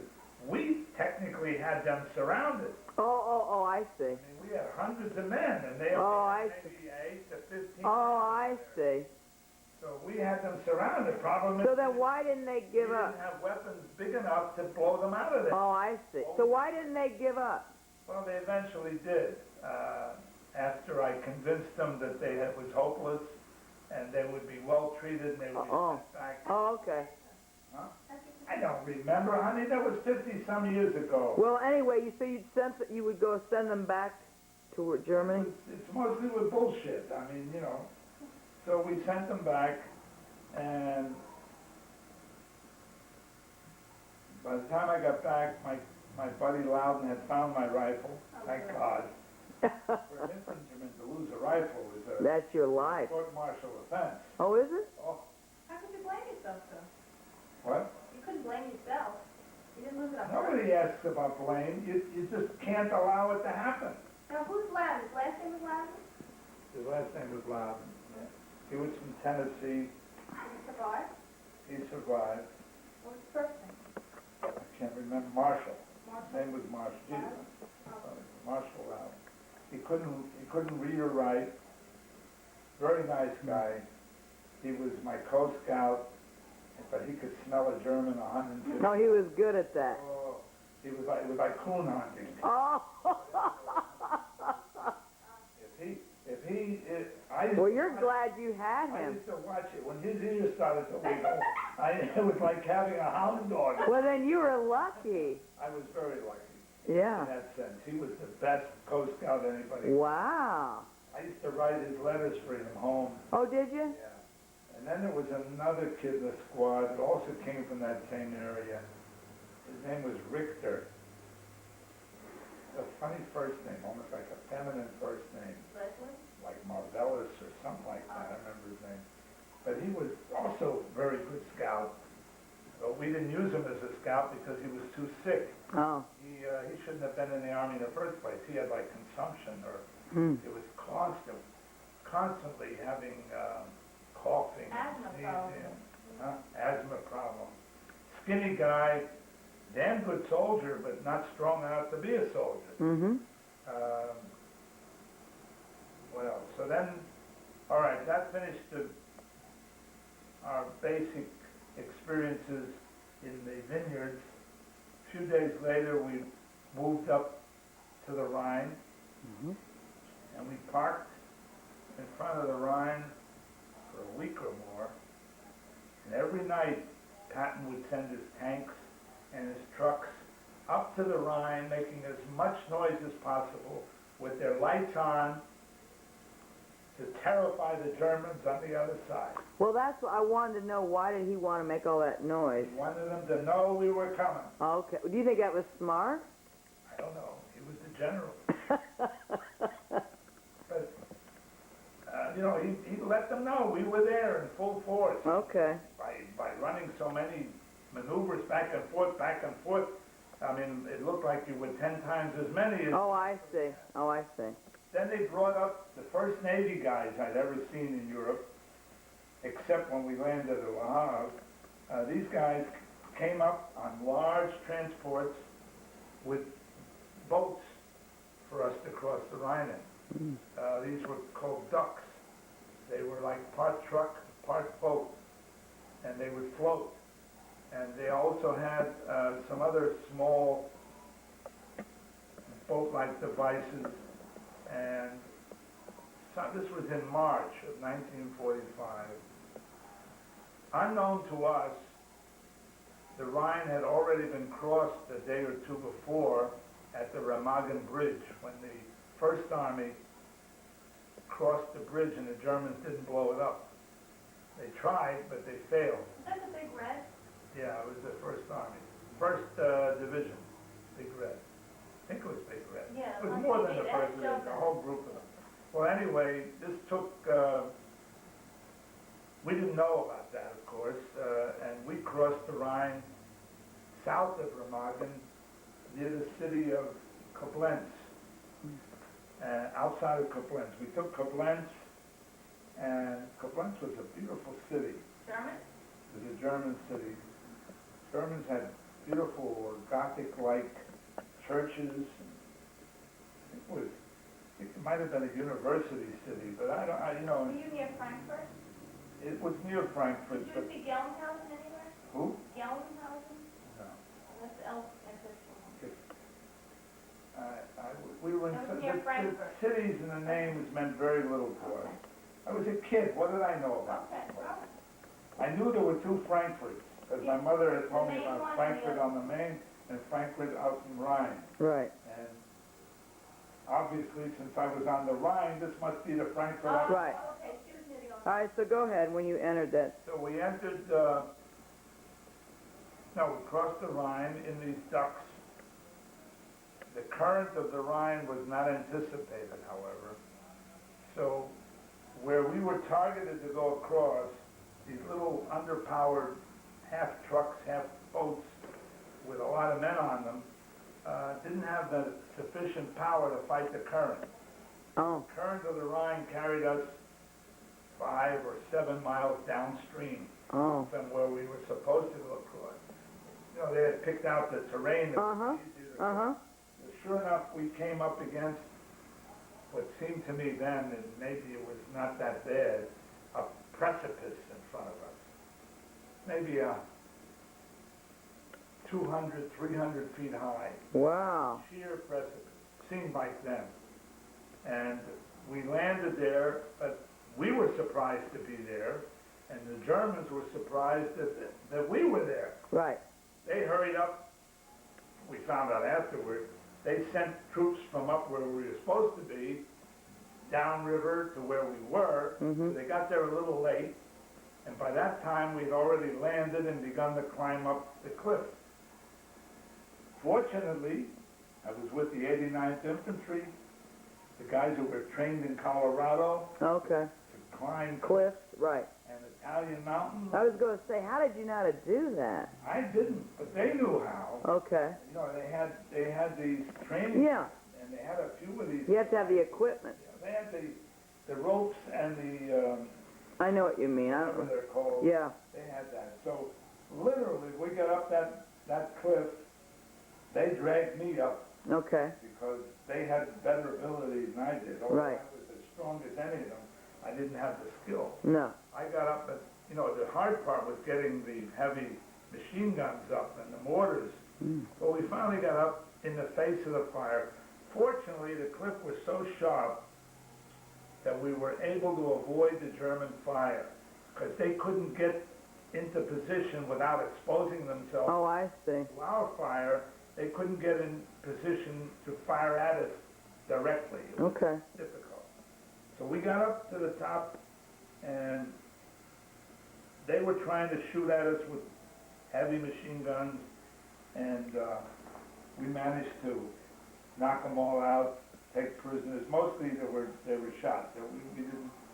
It was not a prisoner-taking operation. And we entered a nearby town, and we couldn't go any further because we had to wait for tanks to get across a temporary bridge that was being built. Mm-hmm. That took about a week. The Germans Wow. kept blowing it up every night. They would send, Oh, my engineers would get the God. pontoon bridge, that's what it was. The engineers would get the pontoon bridge set up. What's a pontoon?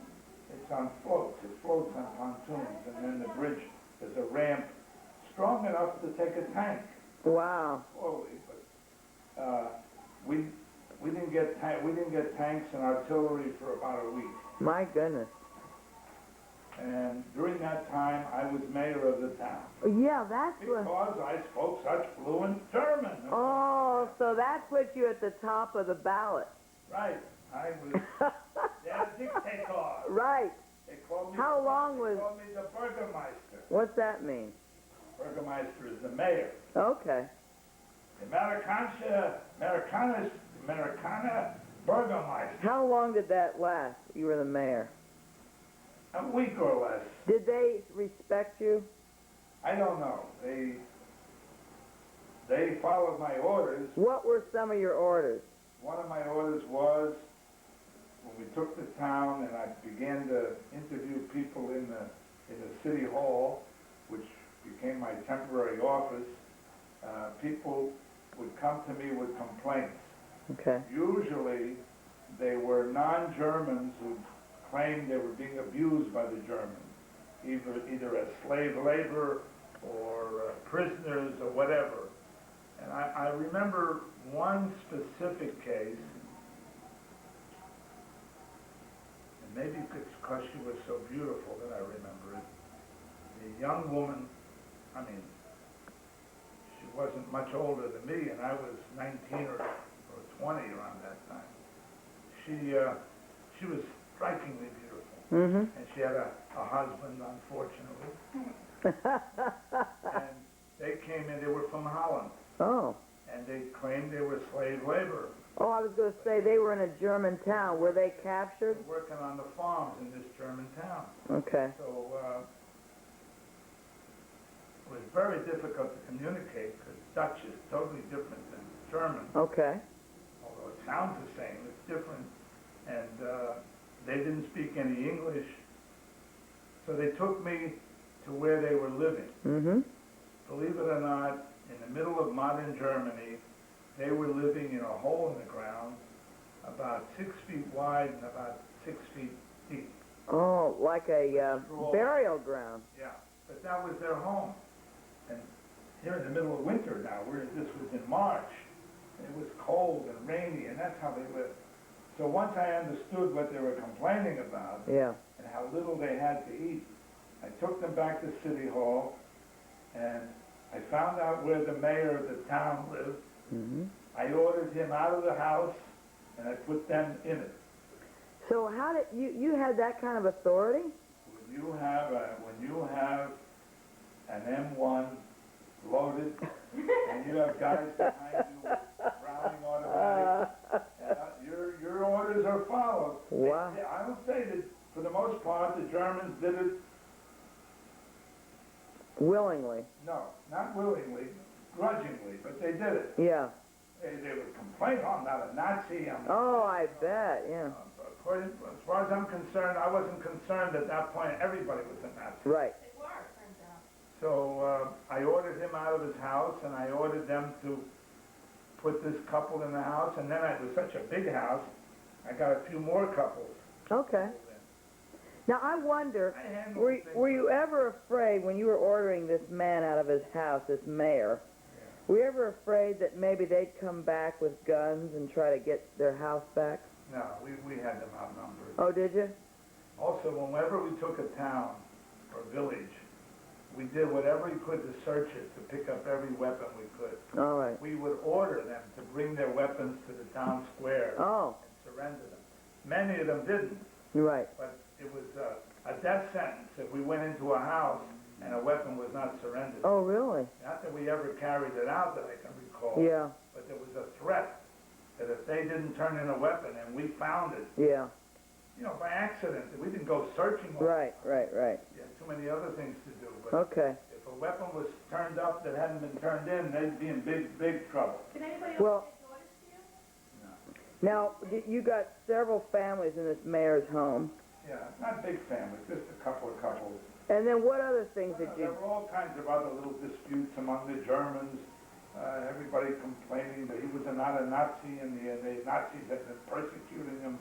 And they have to settle some of these. Yeah. Like this. So you were the only man in your unit who spoke as close to German? Yeah. Really? Okay. Yeah, we had a couple of Indians, American Indians. Yeah. Really? Wow. We had, I think we had one Oriental. Yeah.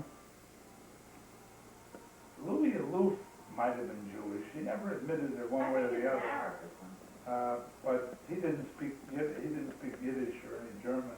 Right. Other than that, I was the only one Okay. Now, so in my company. Yeah. Wow. so you were mayor for a week. Now what? Now what they used to, when I walked down the street, of course I was That was only a PFC, Oh, and I'm being treated like I'm the mayor, you know. right. So some Germans had more courage than others. They would see me and they'd say, "Ah, the Bürgermeister, Bürgermeister, the Bürgermeister Hund is loose." What's that mean? It was some kind of a private joke. Oh! But I don't know what The mayor's dog is Mayor's dog is, no, I thought it meant loose. Yeah, That's how bad my Crazy. German was. right. Crazy. So they were in effect So they were insulting you. calling me crazy. They were insulting you. close to the dog. Animal. So my story to them was, you don't know what's is los. Oh, okay. So Only you I had know what's is los. Yeah, I said, I'm a former German. right. I was born in Germany as a little boy, Oh, and I've come back to haunt you wow. You said that in in German? English Oh, and broken German. they probably understood They that. understood that, yeah. And did you say it in a scary way? Oh, very threatening way. Yeah. Do it? Not then, but later on I did. Oh, good. With, when we take prisoners of war, Did you? I would tell them. Yeah. They say they're going to kill you. They expected me to kill them. Oh, really? Yeah. I treated them with I want great courtesy and with great kindness. to ask something. Except for the SS. Well, I want to ask you something. Did you ever kill a German person? I mean, a German soldier? Not a prisoner.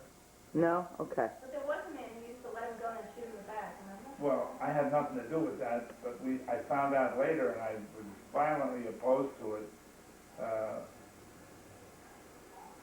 I don't know what his job was. He rode in a Jeep. I think we had two Jeeps. One the captain and his radio man rode in, and one this other guy drove with supplies and paraphernalia and our flamethrower and our couple of bazookas that we had. Because, you know, you couldn't just carry those around on your back. And he had a machine gun on his Jeep. I think the other one did too, but he had a 50 caliber machine gun on his Jeep, which is a very heavy weapon for the infantry. And several times when we would take prisoners, it was his job to march the prisoners back, not in the Jeep. I mean, he would follow them in the Jeep with the machine gun pointed at them, take them back to a prisoner of war camp. This happened a number of times until we caught on. He would always be back very much faster than we expected and tell us that they attempted to escape. Oh, I see. You know, it's hard to remember exactly. So he was really angry. How do you He know did- let them escape? He didn't let them escape. But when we took legitimate prisoners, we treated them with a certain amount of courtesy. Okay. We questioned them. Right. We searched them. If we found any SS markings on any of them, they were segregated. But that rarely happened. Okay. The SS usually fought as a group. Okay. We're not mixed in with the Wehrmacht and so forth. Oh, Did you see anybody look like Al in Germany? Oh, every one of them. right. I'm a clone. I don't think I saw a blonde, blue-eyed German the whole time. They all look like Hitler. Oh, boy. Yeah. He looks like a And his Czechoslovakian. ugly mustache. Yeah. So anyway, I think all the blonde, blue-eyed ones were killed on the Russian front. well, anyway, so this man, when he was found out that he was killing these prisoners, what happened? I honestly don't know. It could never be proven. Okay. Because it was not like we stopped anywhere. Did he kill them because he was so angry at the Germans, or he was just lazy and didn't want to take them all the way back? I don't know what his motive was. I think he did it out of anger. Okay. We all did things out of anger at times. Was he Jewish? No. When we entered the city of Aachen, we did things out of anger. Right, with that house. Yeah. Well, more than one houses. Whenever we entered a town where there had been a particularly bitter battle, we were angry. Okay. And whenever the Germans violated some rule, like once We sent medics under a Red Cross Uh-huh. to help some wounded buddies. And they shot. They fired at him and wounded a couple of the medics. You never forgot that. They took no prisoners for a while. Okay. In fact, the next time when that happened, now, it's unfortunate, the Germans who were trying to surrender had nothing to do with that incident where they fired on the medics. It was a different group. They come up under a white flag. Whoever our guys were, they shot them down. They were taking no crap. Wow. These were, I like to think of it as Wild West times. Yeah. I mean, the battle was over. Yeah. And people were still dying. Okay. And we all knew, we're halfway across Germany by this time. And the Russians are coming from the other side. Mm-hmm. The battle was just about over. Okay. But you just can't shut it down like that. No, you can't. Did you ever capture any SS officers? We captured SS, but I can't tell whether they were officers or not officers. Most of them had taken off their uniforms and tried to Oh, okay. as civilians All right. toward the end. Okay. During the early part of the campaign in Germany, there weren't that many opportunities to capture SS. I mean, they were there, they were fighting hard, and they would withdraw whenever they could Mm-hmm. to fight another day. But it was only toward the very end when we began searching them out, and they were caught. When did you let these German soldiers know you were Jewish? You said you let them know. When was that? When were those There occasions? were 2 occasions when I was involved with the capture of a large number of them. On one occasion, there were simply a large number of German soldiers who had surrendered somewhere in Germany around after we captured Arnstadt. And I told them, I was standing, we would take turns guarding them. And when it was my turn to guard them, I would tell them and tell them. So they thought you were going to shoot them right there. I think they must have. They looked terrified. I bet. And So you probably could have shot more of them, but you were, I didn't shoot any of them. yeah. Daddy, were those the ones you captured with one guy and you ended No, up... that was another time. This was an interesting one. It was in the Black Forest. Don't remember the name of the town. There was a whole series of Jena, Gera.